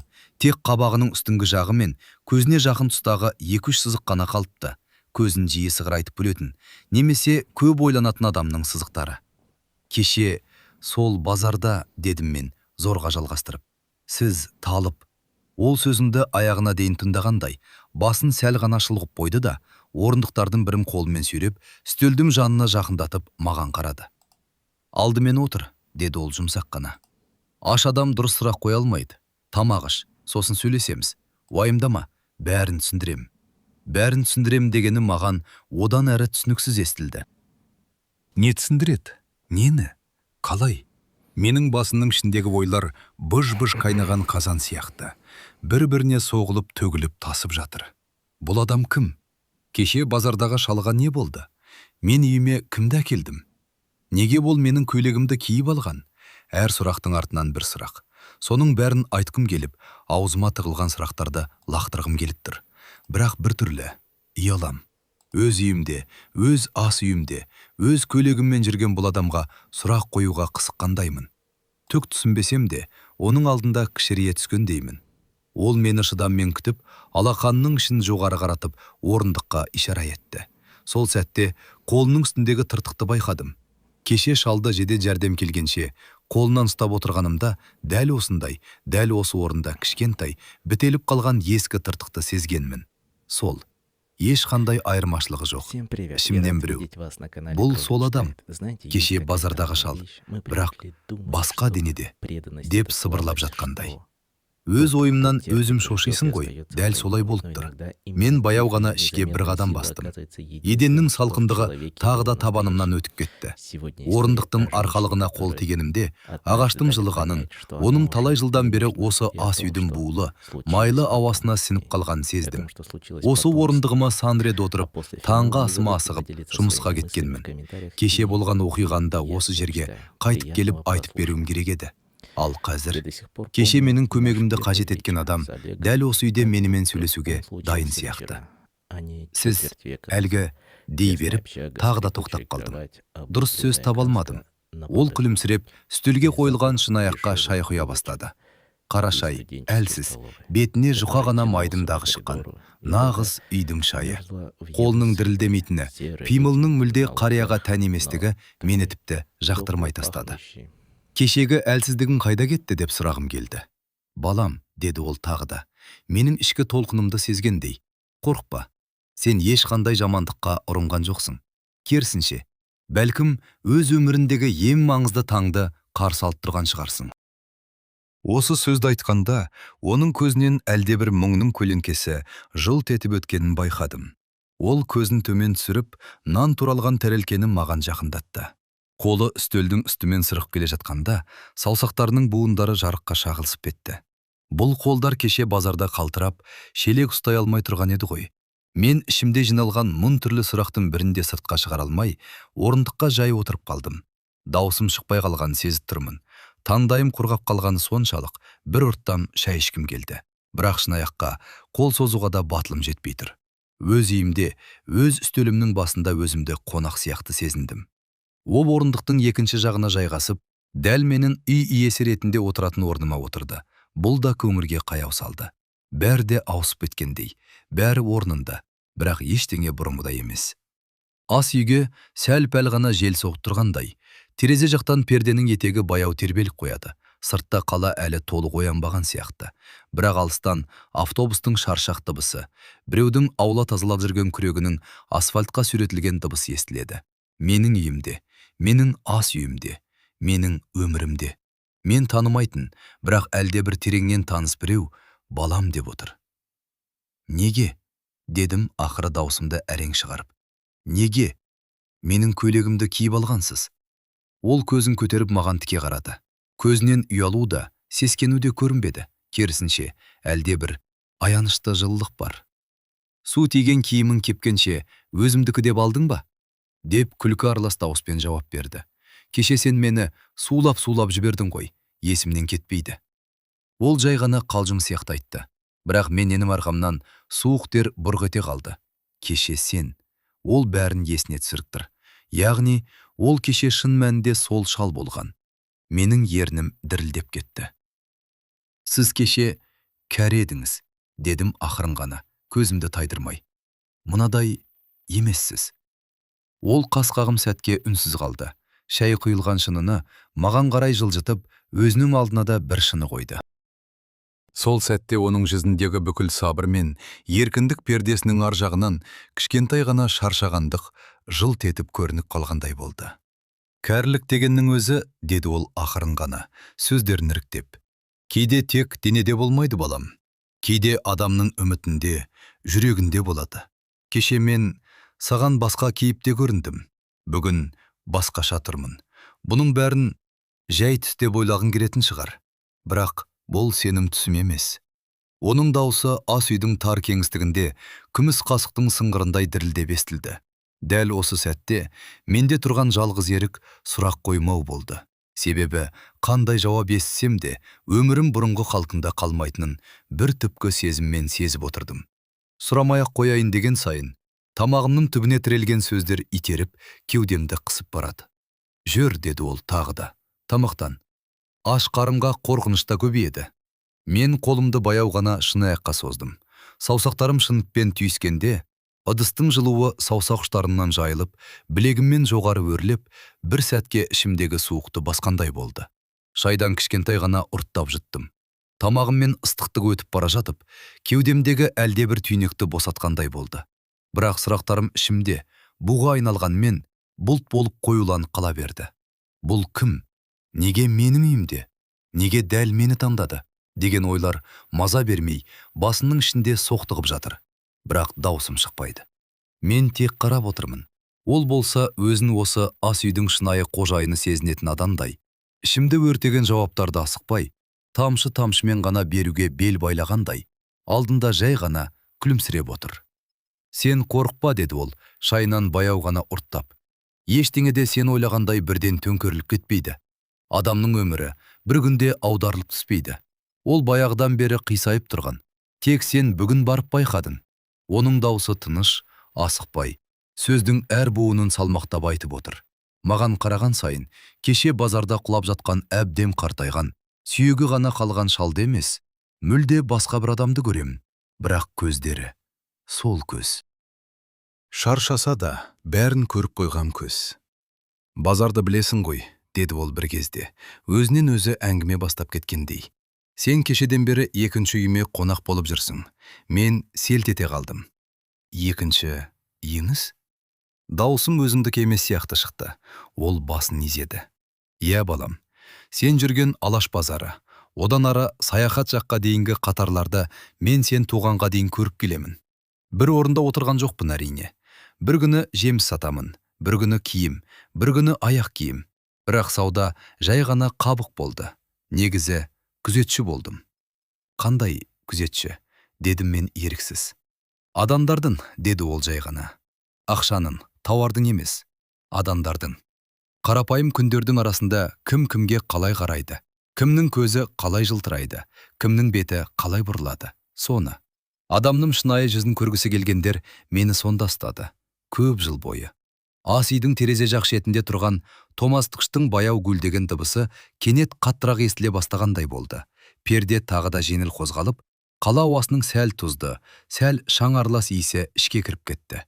Бірақ әлде бір иіс, бөтен бір иіс қосылды. Ылғал топырақтың, көне тақтай еденнің иісі, бала күнімдегі ауыл үйінің иісі. Мен басымды шайқап, сезімді қуып жібергім келгендей, көзімді жұмып алдым. Маған сенбей отырсың ба? Деді ол. Әзілсіз, бірақ ренжісіз. Жоқ, сенгім келмейді, деп шынымды айттым. Базарда күзетіп отырсыз ба сонда? Адамдарды. Ол жай ғана күрсінді. Сен кеше көрдің ғой, деді ол. Кешкі уақытта, аяз сәл қыса бастағанда, адамдар қалай өтіп жатты жанымнан. Біреулер телефонға үмілген, біреулер пакеттерін құшақтап, біреулер асығып келе жатып, көздерімен ғана қарап қойды. Бірақ тоқтаған жоқ. Кеше кешкі көрініс көз алдыма дәл қазір экраннан көрсеткендей қайта оралды. Сол бала-шағалы әйел маған қарап бір сәтке аяныш білдіргендей болып, сосын басын шайқап ары кеткен. Қолында пакеттер, қолында жылы әлемі. Қасында басын құлағына тығып алған жас қыз. Менің құтқаруымды телефонға түсіргісі келген жігіт. Одан да бұрын өзімнің 2 минутқа көрмеген болып өтіп кеткім келген сәтім. Бетім ду ете қалды. Ыстық шай ішіме емес, бетіме төгілгендей. Мен кәрі шалды алғаш көргенде, шын мәнінде тоқтамай өтіп кеткім келген еді. Сол сәт өзіме ғана мәлім, кішкентай сатқындықтай болып қаратытып қалған. Жоқ, дедім күбірлеп. Мен бірден келдім. Ол басын сәл қисайтып, мейірлене жымиып қойды. Келдің, деді. Сол үшін осындамыз ғой. Бірақ жүрегің басында тартынды. Соның өзі жеткілікті болды. Сен тыныш өміріңді, өз уайымдарыңды, маған қатысы жоқ деген әлеміңді бір сәтке шетке қойып, бөгденің ауырлығын өз мойныма арттым. Бұл қазір сирек нәрсе, балам. Ол балам деген сайын кеудемнің ішінде бірдеңе сыздап кетеді. Сирек болғаны соншалық, деді ол, сөзін жалғап. Сол түні ұмытылып бара жатқан бір қыш оянды. Сен оны ертегі деп ойлайсың, ал мен үшін ол күнделікті наным сияқты. Қандай күш, дедім мен бірден. Бұл жолы шын қызығушылықпен. Ол көзін терезеге бұрып, біразға дейін ойланып отырды. Күні кеше кәрі әжелер сатып алған көк пакеттің сыртында қалған су тамшыларындай терезе әйнегінен төмен жылжыған будың ізі көрініп тұр. Адамдар бір-біріне мейірім көрсеткен сайын, деді ол ақырын ғана, бір жерлерде кішкентай шамдар жанады. Кейде ол шамдар тез сөніп қалады. Пайда табу үшін, мақтану үшін істелген жақсылықтың оты әлсіз болады. Ал ешкім көрмесе де, ешкім түсірмесе де, еш міндеттемей, еш алғыс күтпей жасалған жанашырлық, сондай шамдардың ішіндегі ең жарығы. Сен кешегі ісіңмен сондай шамның бірін жақтың. Ол маған бұрылып қарады. Көзінде қатаңдық та, марапат та жоқ, жай ғана анықтық бар. Менің кәрденен, деді сосын, тіпті тағы да баяу. Көптен бері бос қабыққа айналған. Базарға шығатын, сен көрген сол шалдың денесі. Ішінде бір үмітке байланып қалған жан тұрып келді. Ол жанды тым ерте тастап кетті. Оны ешкім күткен жоқ. Оны ешкім іздемеді. Бірақ ол әлі бір нәрсені күтіп тұрған. Сол үміт мені базарда ұстап келді. Сенің кешегі қылығың сол үмітті оятты. Сол түні менің ішімдегі жан жаңа кейіпке ене бастады. Мен ернімді қимылдата алмай отырдым. Жан, қабық, күш, барлығы ертегіде естіледі. Бірақ оның даусы, ұйғының сәл-пәл дірілдегені, қолындағы шынаяқты ұстаған саусағының тамырлары қатты шығып кеткені, бәрін шындыққа тым жақындатып жіберді. Сонда, сіз қазір ол шал емессіз бе? Дедім ақыры. Ол жымиып қойды. Мен кеше құлаған шалда, деді сабырмен. Бүгін сенің көйлегіңді киіп отырған жігітте. Бір денеде екі түрлі кезең сияқты. Бірі әлсіз қабық, бірі оянған жан. Сен қазір жанмен сөйлесіп отырсың, балам. Ас үйдің қабырғаларына көзім түсті. Кешегі ақшыл түс қағаз, былтыр өзім жабыстырған арзан үлгідегі суретті өрнектер. Әлі бар сияқты, бірақ жоқ секілді. Бір сәтке бәрі көз алдынан бұлдырап, содан кейін мүлде басқа сурет пайда болғандай болды. Қабырғалар кебе бастаған балшықпен сыланған, жарылған тұстары ағарып кеткен. Сол жарықтардың арасынан ескі тақтайдың қоңыр түсі көрінді. Терезенің жақтауы кең, ағаш, бетінде бір кездері ақ болған бояудың сынып қалған дақтары. Ас үй үстелінің астынан шығып тұрған сықырлаған еденнің иісі. Кешкі уақытта пеште жанып жатқан тезектің түтінді иісі қосылған. Мен сел кетіп шынаяққа қарадым. Өзімнің қарапайым шынаяғым. Бетінде қаладан сатып алынған ағылшынша жазулар, бірақ шетінде кішкентай ғана сызат жүр. Мұны мен жақсы білемін. Еденге түсіп кетіп, сынбай қалған кезде пайда болған. Яғни, бұл менің үйім. Бірақ иіс бөтен. Сен сезіп отырсың, деді ол, менің абыржыған түрімді көріп. Ас үйіңе сіңген қала шаңының иісі мен бала күнгі үйіңнің иісі араласып жатыр. Уақыт пен кеңістік. Бүгін сәл ғана жылжып кетті. Бала күнгі үй. Осы сөзді естігенде жүрегім бір рет соғып, сосын бір-екі соғысты өткізіп алғандай болды. Тамағым кеуіп барады. Қайда айтып тұрсыз, дедім күбірлей. Мен қалада туып өстім. Ауланың да ескі емес. Ол басын шайқады. Сен қалада естідің, деді. Бірақ сенің ең бірінші иісің, ең бірінші желің, ең бірінші даусың мүлде басқа жақтан. Сен көптен бері ұмытып қалғансың. Ұмытқаның соншалық, енді оны тек түсіңде ғана көресің. таңға жақын, ояна алмай жатқанда, бір ескі үйдің есігі алдында тұрғаныңды, таңғы салқын желдің бетіңді шымшып өткендей болатынын сезесің ғой. Менің денем мұздап кетті. Мынаны мен ешкімге айтқан емеспін, тіпті өзіме де толық мойындамаған едім. Соңғы жылдары қайталана бастаған бір түс бар. Алыстан қарағанда таныс, жақындасаң бәрібір анық көрінбейтін бір үй.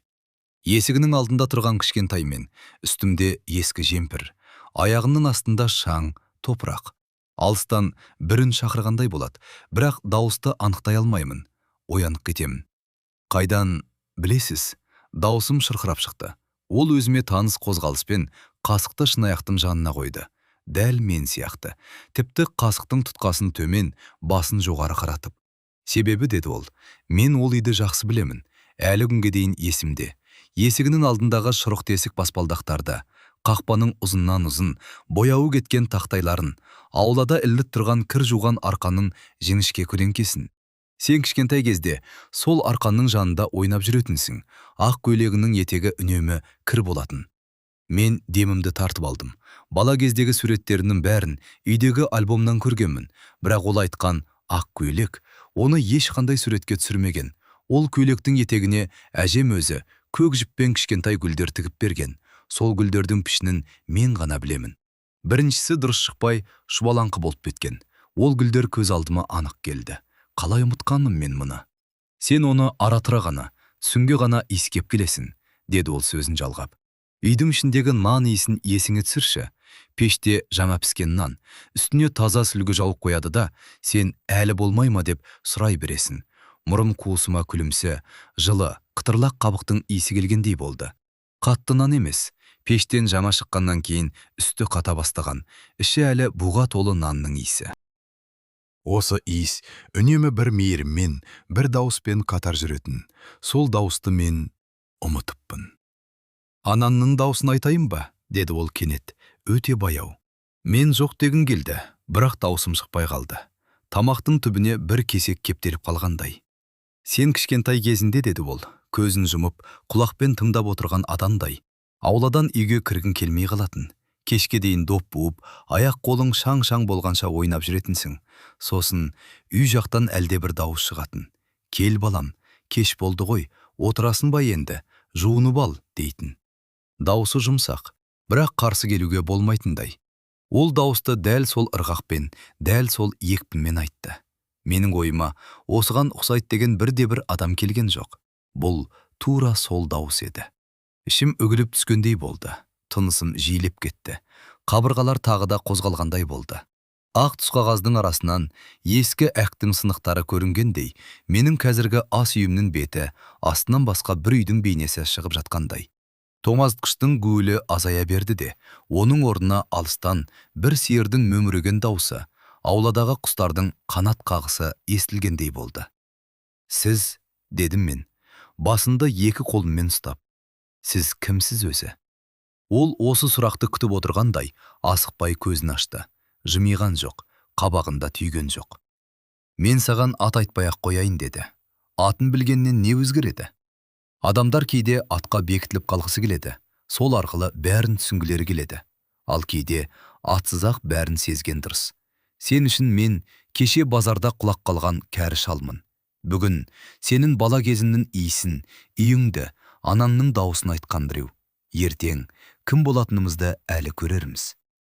Неге мен, дедім мен? Неге дәл менің өміріме араластыңыз? Басқа адамдар да көмектескен шығар. Неге солар емес? Ол қолын үстелге жайып қойды. Саусақтарының арасында менің үстелімнің ескі сызықтары. Ыстық шәугім қойғаннан қалған кішкентай дөңгелек таңбалар жатыр. Себебі, сен кешегі күні, деді бол, маған көмектескенде өзіңді сатып кеткен жоқсың. Мен түсінбей, қабағымды бүркедім. Қалай, дедім, мен ештеңе сатпадым ғой. Көбісі, деді ол, бұндай сәттерді жақсылық жасаудың мүмкіндігі деп ойлайды да, ішінен есептеп тұрады. Қанша уақытым кетеді, қандай пайдасы болады, ертең бір күні керек болып қалар ма деп. Кейбірі тіпті камерасына түсіріп алуға тырысады. Ал сен бірінші минутта қашып кеткің келді.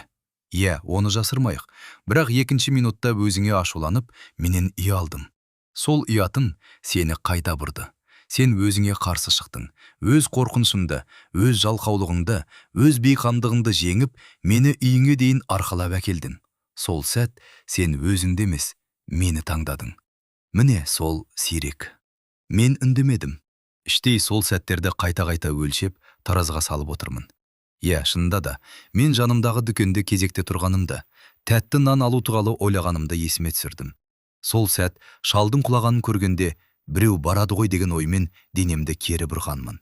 Бірақ әлде бір нәрсе кеудемнен итеріп жіберді. Сол итерген күшті сол кезде адамгершілік деп атадым. Ал қазір кім біледі? Сол түні, деді ол, сенің өмір жолымның бір жерінде үнсіз ғана жатқан, ешкімнің қолы жетпеген бір жер сілкінді. Кішкентай ғана, үнсіз.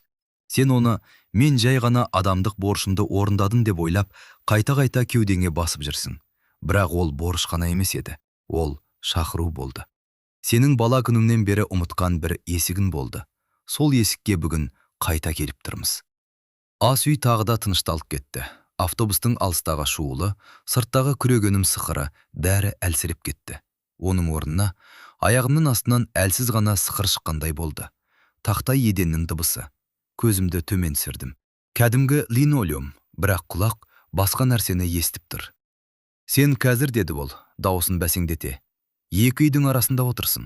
Ауылдағы ескі үйімнің ас үйі мен мына қалалық ас үйімнің. Екі уақыттың арасында қалып қойдым. Артында ұмытылған бала күнім, алдында әлі басталмаған ересек өмірін. Кеше базарда мен сені сол аралықтан көріп қалдым. Менің бала күнім қандай еді, дедім еріксіз. Өз даусыма өзім таңғалып. Мен көп нәрсе есінде жоқ. Балабақшадан, мектептен бері ғана дұрыс білемін. Оған дейін бәрі тұман сияқты. Кейде түс көргендей. Ол басын изеді. Білмейсің, деді. Себебі еске алғың келмеді. Әр ұмытылған естелік бір кішкентай сатқындық. Біреу саған қиянат жасаған кезде ғана емес, өзіңе жылы болған, өзіңді жақсы көрген нәрсені де ұмыту сол. Сен өзіңді қорғау үшін ұмыттың. Ал қазір күндердің бір күнінде бәрібір оралуыңа тура келеді. Сол үшін мен келдім. Сол үшін менің кәрі денем құлап түсті. Сол үшін сен тоқтадың. Ол осыны айтқан сайын, менің ішімде бір дауыс «Жоқ, жоқ, тоқташы» деп айқайлап жатқандай болды. Бірақ сол дауыстың өзін жасырып, үстіне тағы да үнсіздіктің жамылғысын жаттым. Себебі одан әрі не еститінімді сезіп тұрмын, ал оған дайын емеспін. Ауа тағы да өзгерді. Ас үйдің терезесінен түскен жарық сәл сарғыш тартып, ауылдағы күннің батып бара жатқандағы түсіне ұқсады. Қабырғалардағы көлеңкелер ұзарып, бұрыштарда қараңғы қоюланып, үстелдің бетінде белгісіз өрнектер қылаң берді. Менің көз алдында уақыт пен кеңістік шынымен араласып жатқандай болды. Мен шынаяқтағы шайға үңілдім. Шынының түбінде қалқып жүрген кішкентай шай жапырақтарының арасынан өз бейнемді көрдім. Бүгінгі есейіп кеткен, қала шаршатып қойған жүзімді, жанында оның бейнесі. Бөтен, бірақ бір түрлі таныс. Таныс болған сайын кеудем ауырып барады. Сен, деді ол, көзін менен алмай. Қазір таңдау тұрдында тұрсын. Немесе бәрін түс болды деп өз өміріне қайтып барасың. Базарға тағы барасың, жұмысыңа барасың. Кешке кезекте сериал қосып көресің. Түнде тағы да әлгі үйді түсімде көріп, таңертең оны тағы да ұмытасың. Немесе менің айтқанымды соңына дейін тыңдайсың. Сол кезде сенің өмірің бұрынғыдай болмайды. Мен ал бұрынғыдай болғаны дұрыс па өзі деп ойлап үлгердім. Кешегі күнге дейін менің өмірім өте қарапайым болатын. Жұмыс, базар, үй, телефон, әлеуметтік желі, анда-санда достармен кафеде кездесу, басқа ештеңе жоқ сияқты. Ал қазір бір таңның ішінде ескі үйдің иісі, анамның ұмытылған дауысы, базардағы кәрі шал, жан, үмітке байланған күш, бәрі бір жерге тоғысып, мені бұрынғы тыныштығымнан айырып жатыр. Бірақ бір шындық бар еді. Менің ішімде баяғыдан бері тыныштық жоқ болатын. Тек мен оны шаршау деп атап үйреніп кеткем. Тыңдаймын, дедім мен ақыры. Даусым әлсіз шықты, бірақ анық. Ол басын аздап изеп, көзінің түбінде әлде бір жеңілдік жылт етті. Жақсы балам, деді. Онда шайыңды аяқта. Ал мен саған баяғыда жарты жолдан үзілген әңгімені қайта жалғаймын. Сенің бала күнімнен бастаймыз. Ауылдағы есігі ашық, терезесі жаппалы үйден. Анаңның алғашқы әлсіз жөтелінен. Сен шалбарының тізесін жыртып келген күннен. Ол әр сөзін айтқан сайын, ас үй қабырғаларының арасынан ескі ауыл үйінің көлеңкесі анықтала түсті. Мен сол сәтте менің өз өмірімдегі ең үлкен құпияның ақыры ашылатынын, ал бұл құпияның тек қана жан жылуы емес, бәлкім біреудің сатқындығы, үзіліп қалған уәделер, жоғалған адамдар, айтылмаған сөздермен толы екенін ішкі түйсігіммен сезіп отырдым. Бірақ бәрібір басымды изедім. Себебі кейін қайтып кетуге жол қалмаған. Шайдың соңғы жұтынын ішіп болғанда, аузыма нанның күлімсі иісі қайтадан келгендей болды. Ас үйдің бұрышынан анамның «жуынып ал» деген даусының жаңғырығы естілгендей. Уақыт шынымен де менің ас үйімде бір сәтке тоқтап қалғандай еді. «Есіңде ме?» деді ол кенет. «Базарға алғаш барған күнің». Мен еріксіз жымиып, сосын сол жымиыс кілт тоқтады. Өйткені, иә, есімде еді.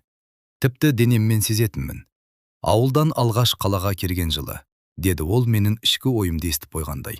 «Әкеңнің қалтасында сәл ғана ақша, анаңның қолында ақ торба. Сен болсаң автобус терезесінен бәрін жұтып қоярдай қарап келдім. Қаланың әр шамы саған бөлек жұлдыз сияқты көрінді». Менің қолым дірілдеп, шынаяқтың ернеуін қыса түстім. Шәй аздап шолып етті. «Сол күні базарға барғансыңдар», деді ол. «Әкең жаңа аяқ киім алмақ болды. Өйткені ауылдан әкелген ескі бәтеңкесі қалаға ұят сияқты боп көрінді оған. Анаң саған да бірдеңе алғысы келді, бірақ ақша жетпей қалады деп үндемей қалды. Сен оның соны ойлап тұрғанын білдің, бірақ маған ештеңе керек емес деп қасағана тағы да қайталап айттың. Менің тамағыма бірдеңе тығылды. Сол сәт, иә, тура сондай болған. Қақпанға түскендей ішім сыздап кетті. Сен анаңның жүзіне қарамауға тырыстың», деді қонақ жай ғана. Бірақ көз қырыңмен оның сәл қызарған саусақтарының дорбаны қалай қаттырақ қыса түскенін көрдің. Өйткені ол сенің өтірік айтып тұрғаныңды білді. Сен маған ештеңе керек емес деген сайын, оның жүрегі бір уыс болып отырғанын білді. Бірақ екеуің де үндемедіңдер. Сол күні сенің өміріндегі алғашқы үлкен, үндемей жасалған келісім жасалды. Ақшаны, қиындықты, қорқынышты сөз қылмаймыз, жасырамыз. Есімде ме? Мен басымды изегім келді, бірақ мойным қатқандай қимылдамады. Жауап орнына ернім дірілдеп кетті. Ас үйде шәйнектің бейпілді сыңғыр ғана естіліп тұрды. Терезе сыртынан көліктердің гүрілі алыстан ғана күңгірт жетеді. Ал оның даусы үйдің ішіндегі жалғыз анық нәрсе сияқты.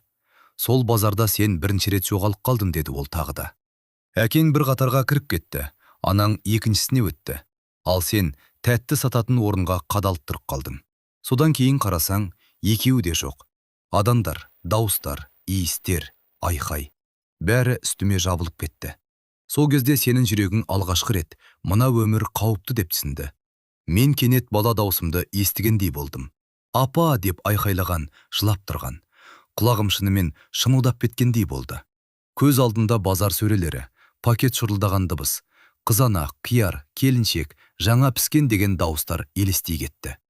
«Сен жылағың келді», деді ол, бірақ даусым шықпай қалды. Көзімнен жас ағып жатыр, аузын ашық, бірақ дыбыс жоқ. Сосын иығынан бір жылы қол ұстаған, бейтаныс әйел. «Балам, ата-анаңды жоғалттың ба?» деген. Сен басыңды изей алмай тұрдым, тек көзіңмен жауап бердің. Ол сені адамдар арасынан ертіп жүріп, анаңды тапты. Анаңның сол сәттегі жүзін есіңе түсірші. Менің көзім шынымен жасқа толып кетті. Анамның жүзі, қорқыныш, ұят, ашу, жеңілдік, бәрі араласып кеткен. Ол мені қатты құшақтап, сосын иығымнан ұстап тұрып, «Қайда қарап жүрсің? Айттың ғой, адасып кетпе» деп ақырған. Бірақ қолының дірілдеп тұрғанын сезгенмін. Ол шын мәнінде ашулы емес еді. Ол қорыққан, қатты қорыққан. «Сен сол күні өзіңе іштей бір уәде бергенсің», деді қонақ. «Енді ешқашан адаспаймын, енді ешкімді мазаламаймын, өзім табам, өзім шыдаймын» деген. Солай ма? Мен демімді ішіме тартып әрен сыбырладым. Солай, иә. Ол басын баяу изеді. Көзіндегі әжімдер жұмсарып кеткендей. «Сен кейін жалғыз қалада қалдың», деді ол. Жатақхана, ескі шкаф, темір кереует, терезеден кіретін суық, түнде коридордан естілетін аяқ дыбыстары. Қолыңа телефон ұстап, экранға үңіліп жатып ұйықтап қаласың. Бірақ ішіңде бәрібір бір бос жер бар. Ішіңде ауылдың иісі, анаңның шай құйғандағы сыңғыры, Есік алдындағы шаңды жел, барлығы жетпей тұрады. Сен оны шаршау деп атадым. Солай жүре бердің. Мен оның әр сөзінен өз өмірімнің ұсақ бөлшектерін көріп отырдым. Қай күні, қай бөлмеде, қандай жүргемдей көрпенің астында жатып, қанша рет бәрі жақсы деп өзімді жұбатып, шынымен ештеңе дұрыс еместігін білген сәттерім қайта оралып жатқандай. Сен бір досымды жоғалттың, деді ол. Даусы кенет сәл ауырлап кетті. Қалада да жүрген алғашқы жылы, қасымда жүретін, бірге күлетін, түнге дейін көшеде жүріп, арзан самса жеп, арман құратын. Екеуің ертең бәрі басқаша болады деп, өздеріңе сендіріп жүрдіңдер. Ал бір күні ол жоқ болды. Менің қолымнан шын аяқ сырық бете жаздады. Тоқташы деп сыбырлап үлгердім. Жоқ, деді ол жұмсақ, бірақ міз бақпай. Енді тоқтай алмаймыз. Сен оны да ұмытқансың. Не болған? Қалайша сен екеуіңнің жолдарын екіге айырылғанын. Ол күні сен екеуің қала шетіндегі көпір жаққа дейін жаяу бардыңдар. Қолдарында телефон, басында мың ой. Ол саған ішіндегі ең керең сырын айтты, қорқынышын айтты. Бір күні ешкімге керек болмай қаламын ба деген күдігін. Ал сен, бәрі жақсы болады, уайымдама деліңде. Ішімнен, маған да ешкім керек емес, өзімде біреуге салмақ болғым келмейді деп ойладым. Мен кенет суық терге шомылып кеткендей болдым. Шынымен, солай болды ма? Ол досым, мен оның даусын да, түрін де білем. Бірақ есімін бір сәтке ұмытып қалдым. Сол сәт шынымен есте жоқ сияқты. Бірақ денем, жүрегім ол жай істемейтіндей шындықты сезініп тұр. Сол достың кейін жоғалды, деді қонақ. Қайда кеткенін, не істеп жүргенін ешкім білмей қалды. Біреу басқа қалаға кеткен дейді, біреу басқа жаққа жұмысқа кеткен дейді. Ал сен жай ғана қабылдадың. Адамдар келеді, кетет дедім. Бірақ ішіңде кішкентай бір дауыс, сен ол күні оның сөзін шынымен тыңдамадың. Шынымен қасында болмадың деп сыбырлады. Сен тағы да үндемедің. Тағы да үстінен үнсіздік жамлықсын жаптың. Ас үйдегі ыдыс-аяқтың жеңіл сыңғыры, үстел үстіндегі нанның иісі, шайнектен шыққан бу, бәрі осы әңгімені одан сайын шынайы қылып жіберді. Өмірімнің ең қарапайым детальдары кружканың жиегінде қалған шайдағы, үстел басындағы бос орындық, кенет куәгерге айналғандай. Сен бала күніңде бір уәде бердің, деді ол тағы. Өзіңе де, бір адамға да. Ауылда, есік алдындағы теректің түбінде, таяқпен жерге бірдеңе сызып отырып, екі бала, бірі сен, екіншісі, есімін айтпай-ақ қояйын әзір. Сен, өскенде сені тастамаймын, қайда барсаң да, мен бірге жүрем деп айттым. Солай ма? Терезе жаққа қарағым келді, бірақ көзім оның жүзіне қадалып қалды. Жүзі, иә, енді анық көрдім. Мән бермей келген көзқарасының астында бір таныс сызықтар, таныс иек, таныс қабақ. Өткеннің ескі, қараңғы түкпірінен шығып келе жатқан бейне. Сен ол уәдеңді де ұмыттым, деді ол. Өйткені қалаға келген соң, тіршіліктің қамы, ақша табу керек, жұмыс істеу керек, өзімді сақтау керек деген ой бәрін басты. Сен үнемі біреулерді құтқарғың келетін, бірақ ең алдымен өзің аман қалуың керек болды. Сен сол үшін көп нәрседен бас тарттың, көп адамнан, тіпті өзімнен де. Менің ішімде үрей мен түсініксіз тыныштық қатар оянды. Өйткені ол айтып отырғанның бәрі рас еді. Мен өз өмірімді осылай ешкімге толық айтпағанмын, тіпті өзімнің де еске алғым келмейтін сәттер. Ал ол жай ғана ас үйде шай ішіп отырып, мені ішімнен оқып отырғандай. Сен кімсің? Деп ақыры сыбырладым. Даусым өзімдікіне ұқсамай шықты. Ол терең дем алып, арқасын орындықтың арқалығына сүйеді. Кәрі денесі сипап кеткендей қимылдады, бірақ көзіндегі жарық жасарып кетті. Мен, деді ол, баяғыда осындай бір үйде құлап түскен жанмын. Дәл сен сияқты біреу мені көтеріп алып, төсекке жатқызды, шай берді, сұрақ қойды, қорықты, құтқарды. Сол адамның да өз тарихы бар еді. Өзінің жоғалтқан достары, ұмытқан уәделері, сақтап қалған, бірақ ішінен шіріп жатқан құпиялары бар еді. Мен сонда білдім. Біреу сені шынымен құтқарса, ол сенің тағдырыңа қатысу құқығын алады. Үнсіз қарыз сияқты.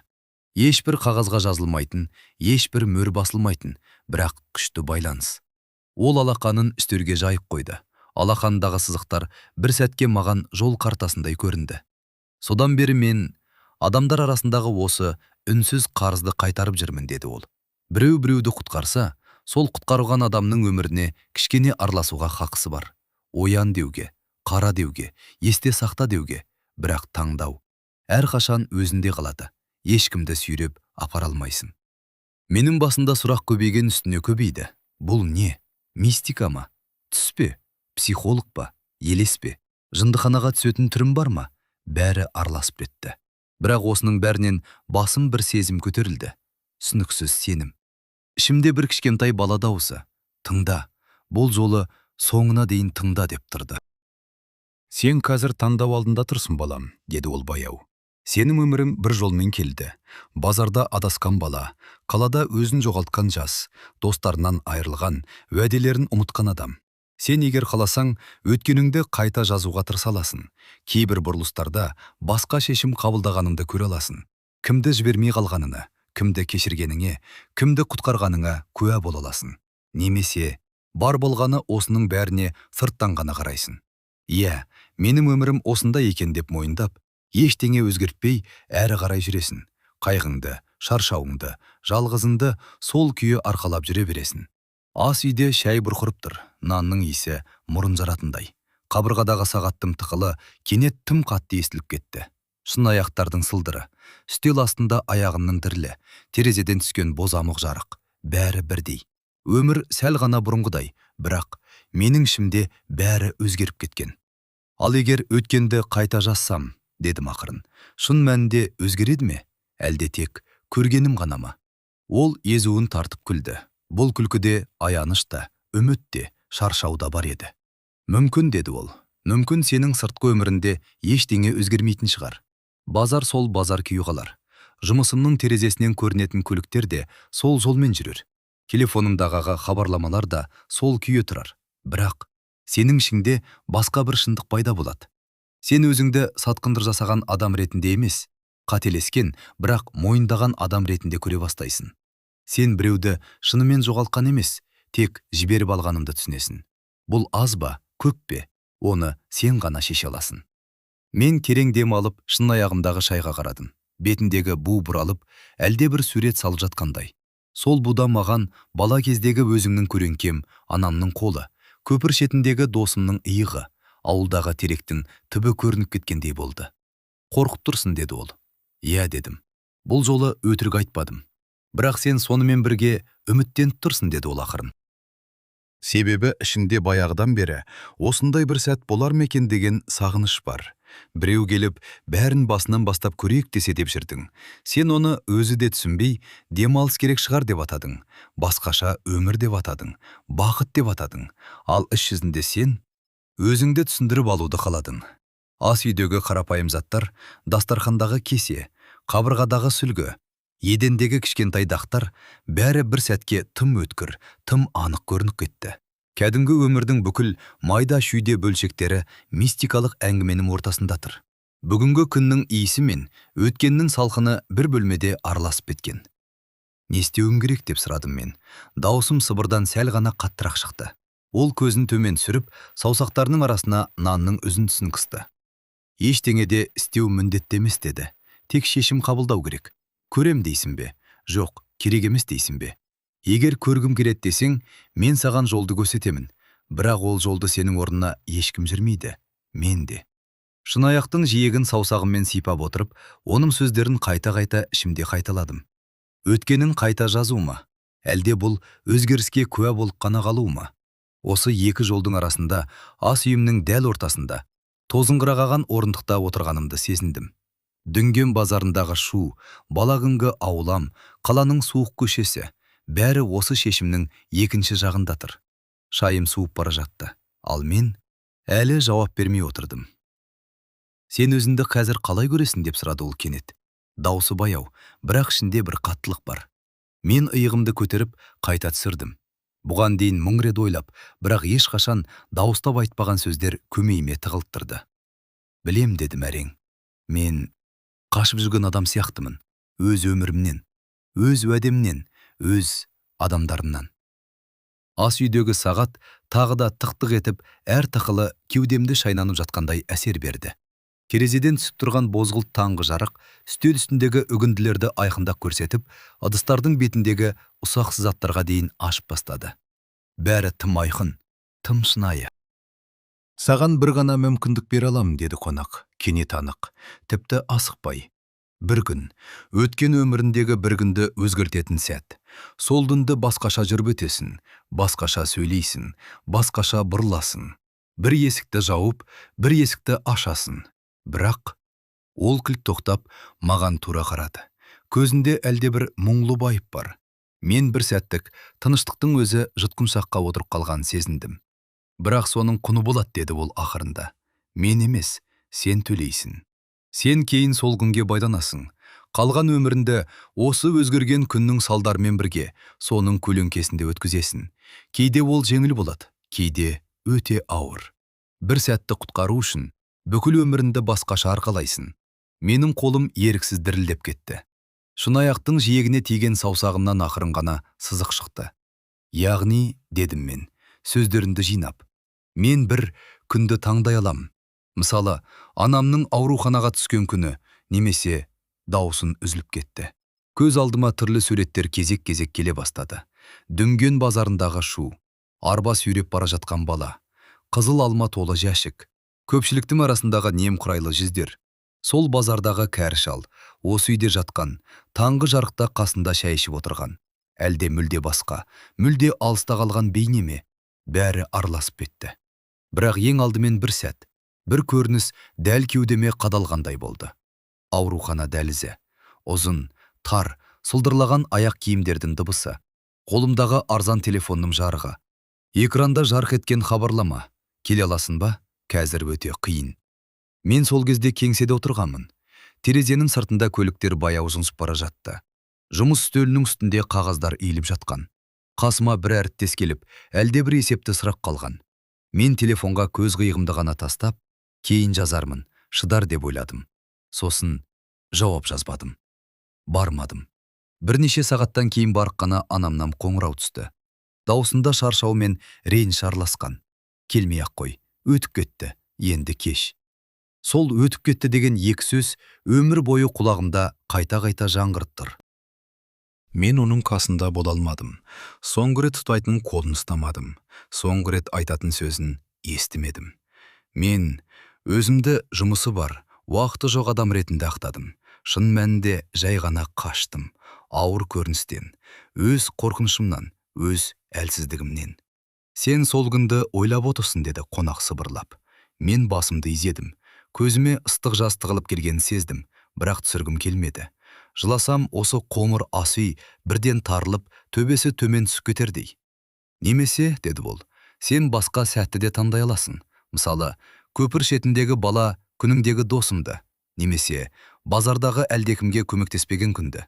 Бәрімізде сондай күн бар. Сен бірін ғана ала аласың. Көпір шеті көз алдыма келді. Жас кезім. Қаланың шетіндегі ескі көпір. Астынан лай су аққан. Досым шетіне жақындап тұрып, қорқамын дегендей жымиған. Ал мен ерлік көрсеткім келіп, оны итермелегендей сөз айттым. Қорқпа, түкте болмайды деп. Ол үндемей қалды. Кейін екеуміз сол күннен соң сирек көрдік. Оның өмірінде не өзгергенін білмеймін. Өзім білуге тырысқам да жоқ. Қаштым. Тағы да. Ас үйдегі сағаттым тықылы кенет ауыр, қауіп төндіргендей ырғаққа айналды. Әр соққы таңда деп тұр.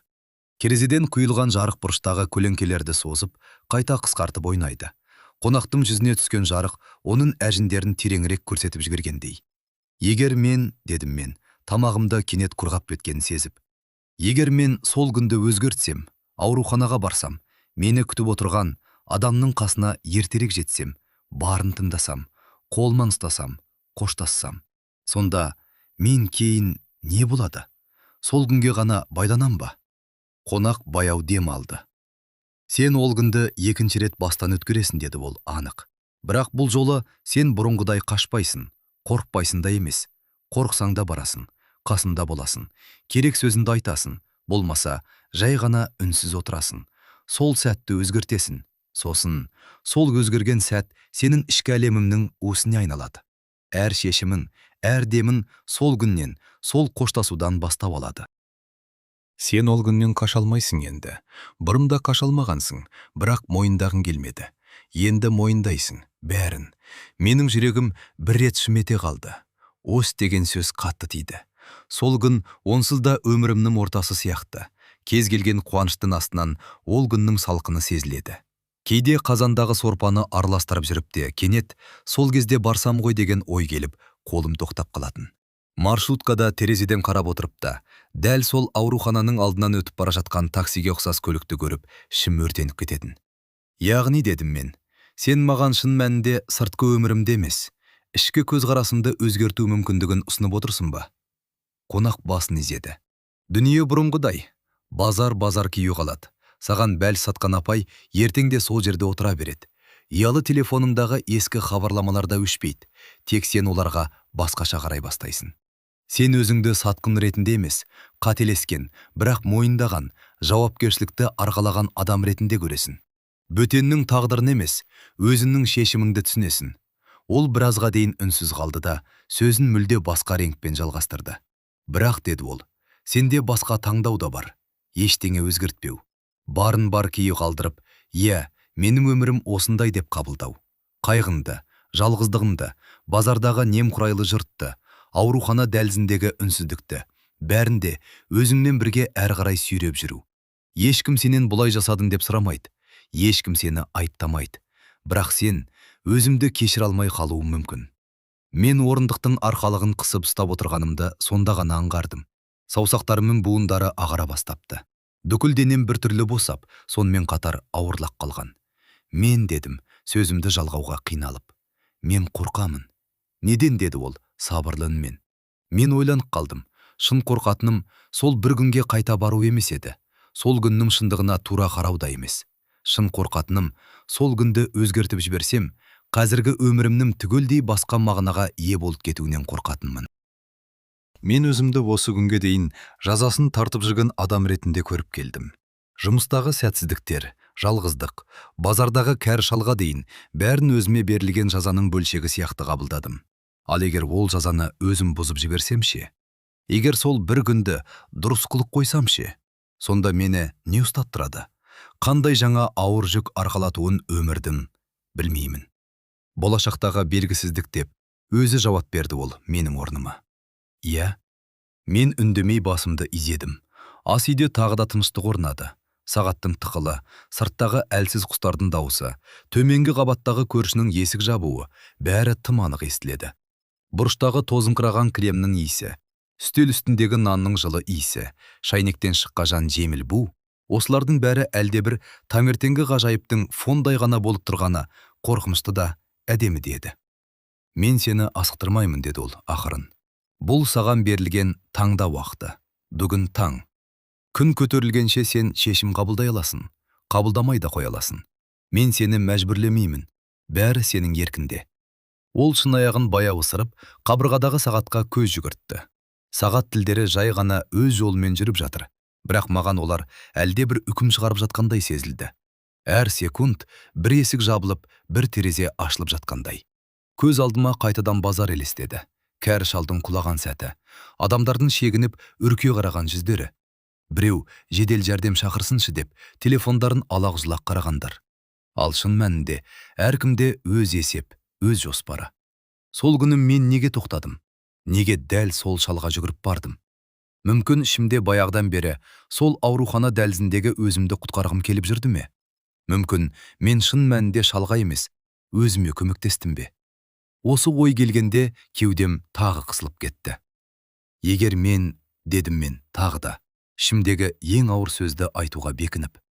Егер мен ештеңе өзгертпесем ше, осы күйі қалдырсам, өткенімді сол күйі мойындап, әрі қарай жалғыз жүрсем, сен кетесің бе? Ол сәл жымиып, басын шайқады. Мен бәрібір кетемін, деді. Сен десең де, жоқ десең де, менің рөлім саған жолды көрсету. Жүріп өту сенің ісің. Мен сенің орныңа ауырып, сенің орныңа өкінбеймін. Сенің орныңа қуанып та жүре алмаймын.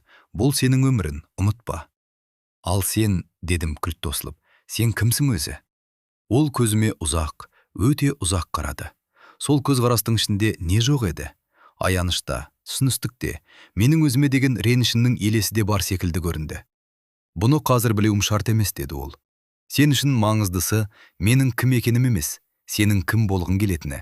Сен әлгі ауруханаға бармаған адам болып қаласың ба, әлде басқа адамға айналасың ба? Бүкіл әңгіме осақ. Ол сөзін аяқтағанда, қабырғадағы сағаттың тықылы кенет баяулағандай болды. Мен әлде бір сәтке уақыт тоқтап қалғандай, біздің үстімізден асып өтпей, дәл осы ас үйде айнала бергенде әсер алдым. Терезеден түскен жарық енді әлдеқайда айқын, көз аштатындай болды. Бұрыштағы көлеңкелер ұзарып, еденді бойлай созылып кетті. Мен ішімнен бір емес, бірнеше рет терең дем алдым. Шайым баяғыда суып кеткен. Шынаяқтың түбіндегі қоюлау, шай қалдығы қара дақ болып көрінді. Сол дақтан өз өмірімнің бүкіл шөгіндісін, барлық айтылмаған сөздер мен барылмаған күндерді көргендеймін. Мен шешім қабылдауым керек, я? Дедім ақырында. Я, деді ол жай ғана. Бірақ есінде болсын. Кейде ештеңе өзгертпеу ең үлкен өзгеріс. Өзімді ақтаудың да, айыптаудың да бір күні тоқтайтын сәті бар. Сен сол сәтке бүгін жеттің. Ол қолын үстелге қойып, саусағымен әлі де шашылған нан үгінділерін сызып ойнады. Бұл қарапайым қозғалыстың өзінде де бір салмақ, бір күтудің белгісі бар еді. Қарап отырсаң, ол ештеңе айтпайды, бірақ көзқарасында үкім де, үміт те қатар тұр. Айт шеш, мен сені тыңдаймын деген үнсіз шақыру. Ал мен үндемей отырдым. Кеудем ауырып, тамағым тарып, бірақ соған қарамастан, ішімнің бір түкпірінде әлсіз ғана, яң үміт әлде бір жарық нүкте сияқты жанып тұрған сездім. Бір күнді өзгертіп, бүкіл өмірді басқа арнаға бұру ма? Әлде бәрін осы қалпында қабылдап, өзімді ақыры кешіріп, әр қарай жалғыз жалғастыру ма? Ас үйдегі сағат тағы да тық-тық етті. Уақыт өз дегенін қылуды тоқтатпады.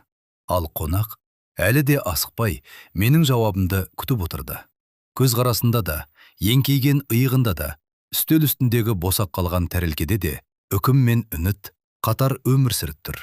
Жауап беретін жалғыз мен ғана едім. Ол үнсіз ғана отыра берді. Мен де. Сағаттың тықылы біресе жақындап, біресе алыстап кеткендей. Жүрегімнің бүрсілімен араласып, шатасып кеткен. Қолым үстелдің шетінде дірілдеп тұрды. Саусағымның ұшымен ыдыстың суық жиегін сипап, әлде бір тіреу іздегендеймін. Ақыры, ішімнен бір шешімге тоқтағанымды сездім. Нақты сөзбен емес, бір бұлтарыссыз күймен. Енді бұлай өмір сүрмеймін деген ішкі бір сыбыр естілді. Мен орнымнан сәл көтеріліп, оған қарай еңкейе бердім. Қолымды создым ба, әлде дәл соңғы сәтте тартып қалдым ба? Кейін қанша мәрте есіме түсірсем де, сол сәт анық емес. Кек білетінім, саусақтарым ауада қалтырап тұрып қалғандай болды. Екеуіміздің арасында, дәл сол аралықта, бүкіл өмірім созылып жатқандай. Сол кезде ас үйдің жарығы кенет жарқ етіп кетті. Жарық емес, бір отша жарылғандай. Көзім қарып, төбедегі шам үлкейіп, жақындап келе жатқандай. Басын шайқағандай сықырлап, қабырғадағы көлеңкелер бір сәтке қалыңдап, сосын қайта жұқарды. Басыма әлде бір қысым түскендей болды. Жеңіл бас айналу. Шайқалғандай, орындық аяғының астындағы линолеум жүзіп бара жатқандай. Құлағыма алдымен ыдыстардың сылдыры естілді. Алыс бір жақта біреулер кесе қаққылап жатқандай. Қасықтар бір-біріне соғылып, сыңғырлаған үн шығарады. Одан кейін әлгі базар у-шуы араласып кетті. Көкөніс алыңыздар. Жаңа келген тауар. Арзан, арзан деген дауыстар. Саудаласым жатқан әйелдердің дауысы. Балалардың жүгіргені. Әлде бір жерден бала күлкісі естілді. Танымал бір ескі мультфильмнің әніне ұқсайды. Дәліз бойымен жүгірген кішкентай аяқтардың дүмкілі, табаннан келген жеңіл ауырсыну, суық кафелдің иісі, бәрі бір мезетте келді. Соның үстіне пойыздың ысқырығы қосылды. Ұзақ, созылымқы, жүректі тілімдеген бір үн. Терезе әйнегін дірілдеткендей, кеудемнің түбіне дейін жетіп, жіптей тартылған жүйкелерімді шидей тарқатып жібергендей. Бәрі бір-бірімен араласып, қиқу, күлкі, ыдыс сылдыры, пойыз ысқырығы, тұтас бір шуға айналып, төбемнен төмен қарай құлағандай. Бір сәтте бәрі үзіліп кетті. Дыбыс жоқ, тек өз демім ғана. Көзімді ашсам, сол баяғы ас үй, шынтағым әлі үстелде. Алақаным салқын бетке жабысып қалыпты. Басыма біраз уақыт бұрынғы ауыр ойлар қайта оралғандай болып, жан-жағыма қарадым. Үстелде кешегі базардан әкелген дорбам жатыр. Аузы сәл ашық, ішінен мұздақ иісі бар көкөністердің сәл жеңіл ылғалдылықтың иісі шығады. Бір бұрышында әлі жуылмаған қызанақ, қияр, әлде бір шөптің жапырақтары көрінеді. Шайнек мүлдем суық. Тұтқасын ұстағанда салқыны алақанға бірден көшті. Қайнаған судың буы жоқ. Плита бетіде кеуіп қалған. Үстел үстінде бөтен ыдыс жоқ. Кешетінде қонаққа құйған шынаяқ, оның алдындағы нан салынған тәрелке еш қайсысы жоқ. Мен өзім пайдаланатын бір ғана шынаяқтыр. Оның түбінде кішкентай қоңырдақ, баяғы суып кеткен шайдың қалдығы. Нан үгінділер де жоқ. Үстел беті тап-таза. Оның киімі ілбіште ілулі түрде бойлап, есік жаққа көз тастадым. Ілбіш бос екен. Қуысқа сыйған ақ күртешенің, ескі бас киімнің, базардан әкелген дорбасының ізі де жоқ. Ас үйдегі әр зат өз орнында, бөтен ештеңе жоқ сияқты. Мүмкін мен жаңа ғана ұйықтап кеткен шығармын деген ой жылт етті. Өткен түнді, оның сөздерін, базардағы шу мен жол жиегіндегі қалың топырды, тас төсемен сүйретіліп жатқан зембілді, бәрін бір сәт түстеп жоққа шығарғым келді. Бірақ кеудемдегі түйін, тамағымдағы кеуіп қалған ауырлық, бәрі шын сияқты. Мен асығыс дәлізге шықтым. Қарт жатқан бөлмеге қараған есікті ақырын ғана итеріп аштым. Бөлме ішіне сыз сіңген ескі иіс бар. Ескі шкаф, төсеніш, бір кездері жиналып қалған шаңның иісі. Төсек бос. Көрпе мұқият тегістелген, бірақ үсті суық. Қолымды созып, көрпенің үстін сипақ көрдім. Кеше ғана әлдебіреу жатқандай жылу жоқ, мүлдем жоқ. Жастықта тап-таза, ешқандай ойық қалмаған. Бұрышта оның дорбасы тұрған сияқты еді. Енді қарасам, менің былтырғы жазда ауылдан әкелген ескі қапшығым ғанатыр. Ізде жоқ. Киім, аяқ киім, тіпті дәрдәрмекке ұқсайтын бір шөлмекте қалмаған. Бәрі менікі, үйреншікті, күнде көріп жүрген дүниелер. Қария келмеген күндердегі әдеткі жай.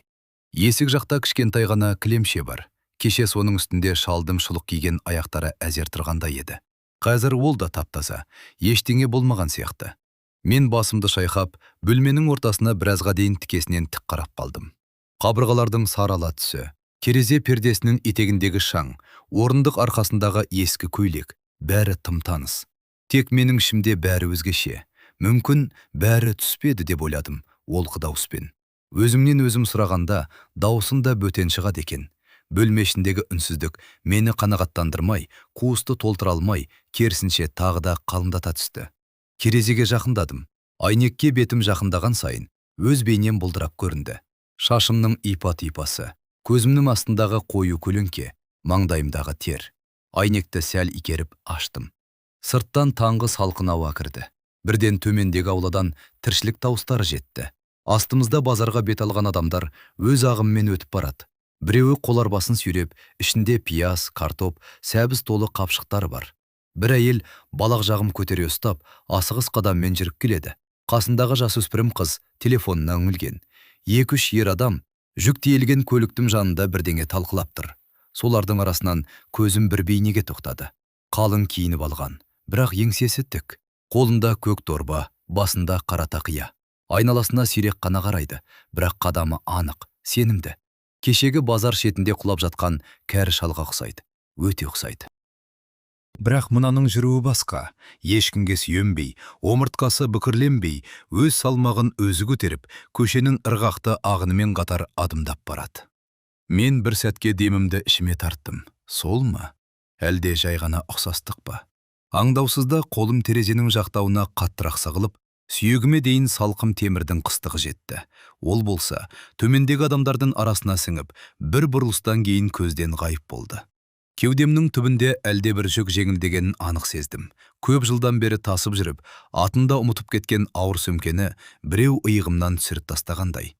Қабырғалар жеңілдеп, ауа кеңіп кеткендей болды.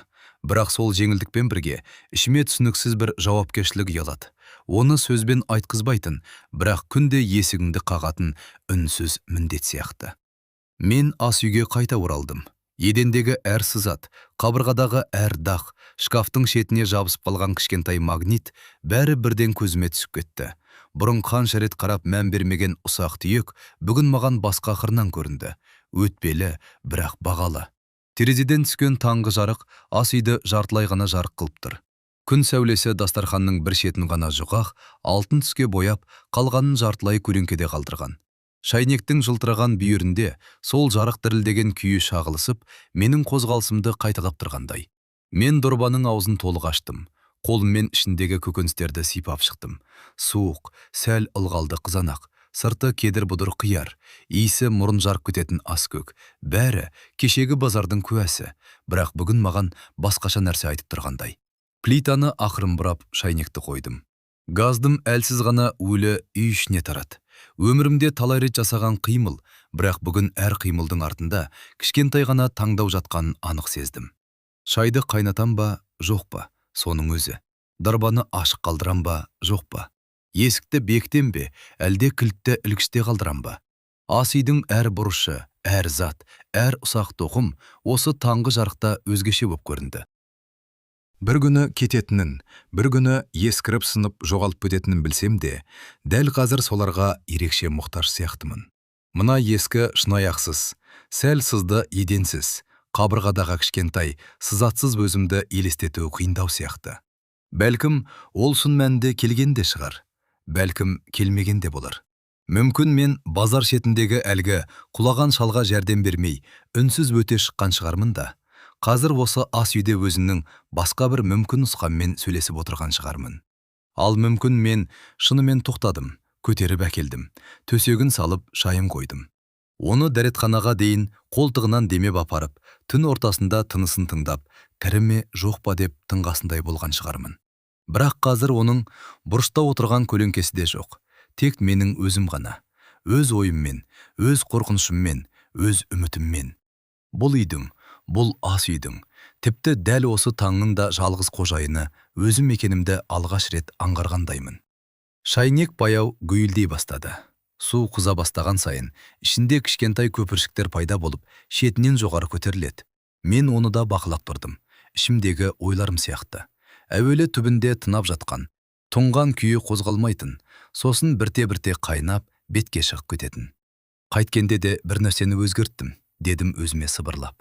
Даусым ас үйдің бос кеңістігінде елеусіз ғана жаңғырып кетті. Өз-өзіме қарайтын көзқарасымды бәлкім. Әлгі түндегі әңгімемізді ойлап, оның «мен сенің орныңа ауырып, сенің орныңа өкінбеймін» деген сөзі қайта құлағымда жаңғырды. Жауапкершілік деген сол шығар. Өз орныма ешкім өмір сүрмейді. Мен базар шетінен өте шықсам да, тоқтасам да, соның бәріне ертең мен ғана жауап берем. Ешкім келіп, сен дұрыс дедің деп мөр басып бермейді. Ешкім қателестің деп үкім оқымайды. Бірақ ішкі бір даусым бар. Соны тыңдап үйрену, міне жаңағы менің таңдауым бәлкім. Шайнек ышқына қайнап, буы шығып кетті. Мен отты өшіріп, суын ақырын ғана шынаяққа құя бастадым. Судың ыстық буы бетіме ұрғанда, бір түрлі тынышталып қалғанымды байқадым. Өз үйімде, өз ас үйімде тұрып, өмірімде бірінші рет бұл жерде бөтен емес, шынымен де менікі, менімен бірге қартайып келе жатқан, бірақ әлі де тірі кеңістік ретінде сезіндім. Терезеден түскен жарық енді сәл көтеріліп, ас үйдің көлеңкелерін қысқартып, бұрыштарды ашып берді. Еденнің бір шетіндегі шағын ғана жарықшаққа дейін көрініп тұр. Мен сол жарықшаққа қарап тұрып, кенет түсіндім. Ештеңе мәңгі емес, бірақ соның ішінде әр сәттің өз салмағы бар. Бүгін таңертең базарға бара жатқан адамдардың арасынан әлгі шалға ұқсайтын бейнені көргенімде, бәлкім менің өмірімдегі бір кішкентай, бірақ шешуші сәттердің бірі шығар. Қолымдағы шынаяқтың ыстығы алақаныма өтіп барады. Мен оны үстелге қоя салмай, әдейі кішкене ұстап тұра бердім. Сол ыстықпен бірге өзімде әлде бір уәде ұстап тұрғандай сезім болды. Өзіме ғана айтылған, ешқашан дауыстап оқылмайтын, ешқайда жазылып қоймайтын, бірақ ішкі бір түкпірде тастай батып, судай сіңетін уәде. Бұрынғы өткенді өзгерте алмаймын. Аурухана дәлізінде бұрыш-бұрышқа тығылып жылаған бала кезіндегі өзімді, пойыздың ұзақ ысқырығын тыңдап жылағанымды, базар шетіндегі жерге құлап түскен кісіні алғаш көрген сәтімді ешқайсын жойып жібере алмаймын. Бірақ бүгін таңертең терезеден сыртқа қарап тұрған, қолында шынаяғы бар, тізесін қысып ұстап отырған өзімді өзгерте аламын. Ас үй тыныш. Далада адамдар өз жолымен барады. Көшенің шуылы менің тереземе әлсіз ғана жетеді. Дәл төбемнен аспаған, аяғымның астынан өтпеген дыбыс сияқты. Мен алғаш рет бұл шектеулерге ренжімей, керісінше тыныстай алатын ауаның өлшемі ретінде қарағым келді. Тыныштықта сағат тағы да тық етті. Бірақ бұл жолы оның үні мені қыспай, жай ғана «Уақытым жүріп жатыр, өлшеп үлгер» дегенде естілді. Мен баяу ғана орнымнан тұрып, шкафтан тағы бір дәрелке алдым. Бір адамға артық. Неге екенін өзімде білмеймін. Бәлкім бір күні тағы да біреу есік қағар. Бәлкім өзіме бөтен екенімді сезінген сайын, өзімді қонақ қылып жайғастырып үйрену үшін шығар. Бірақ не болса да, мен енді бұдан былай жай ғана қараттырмаймын.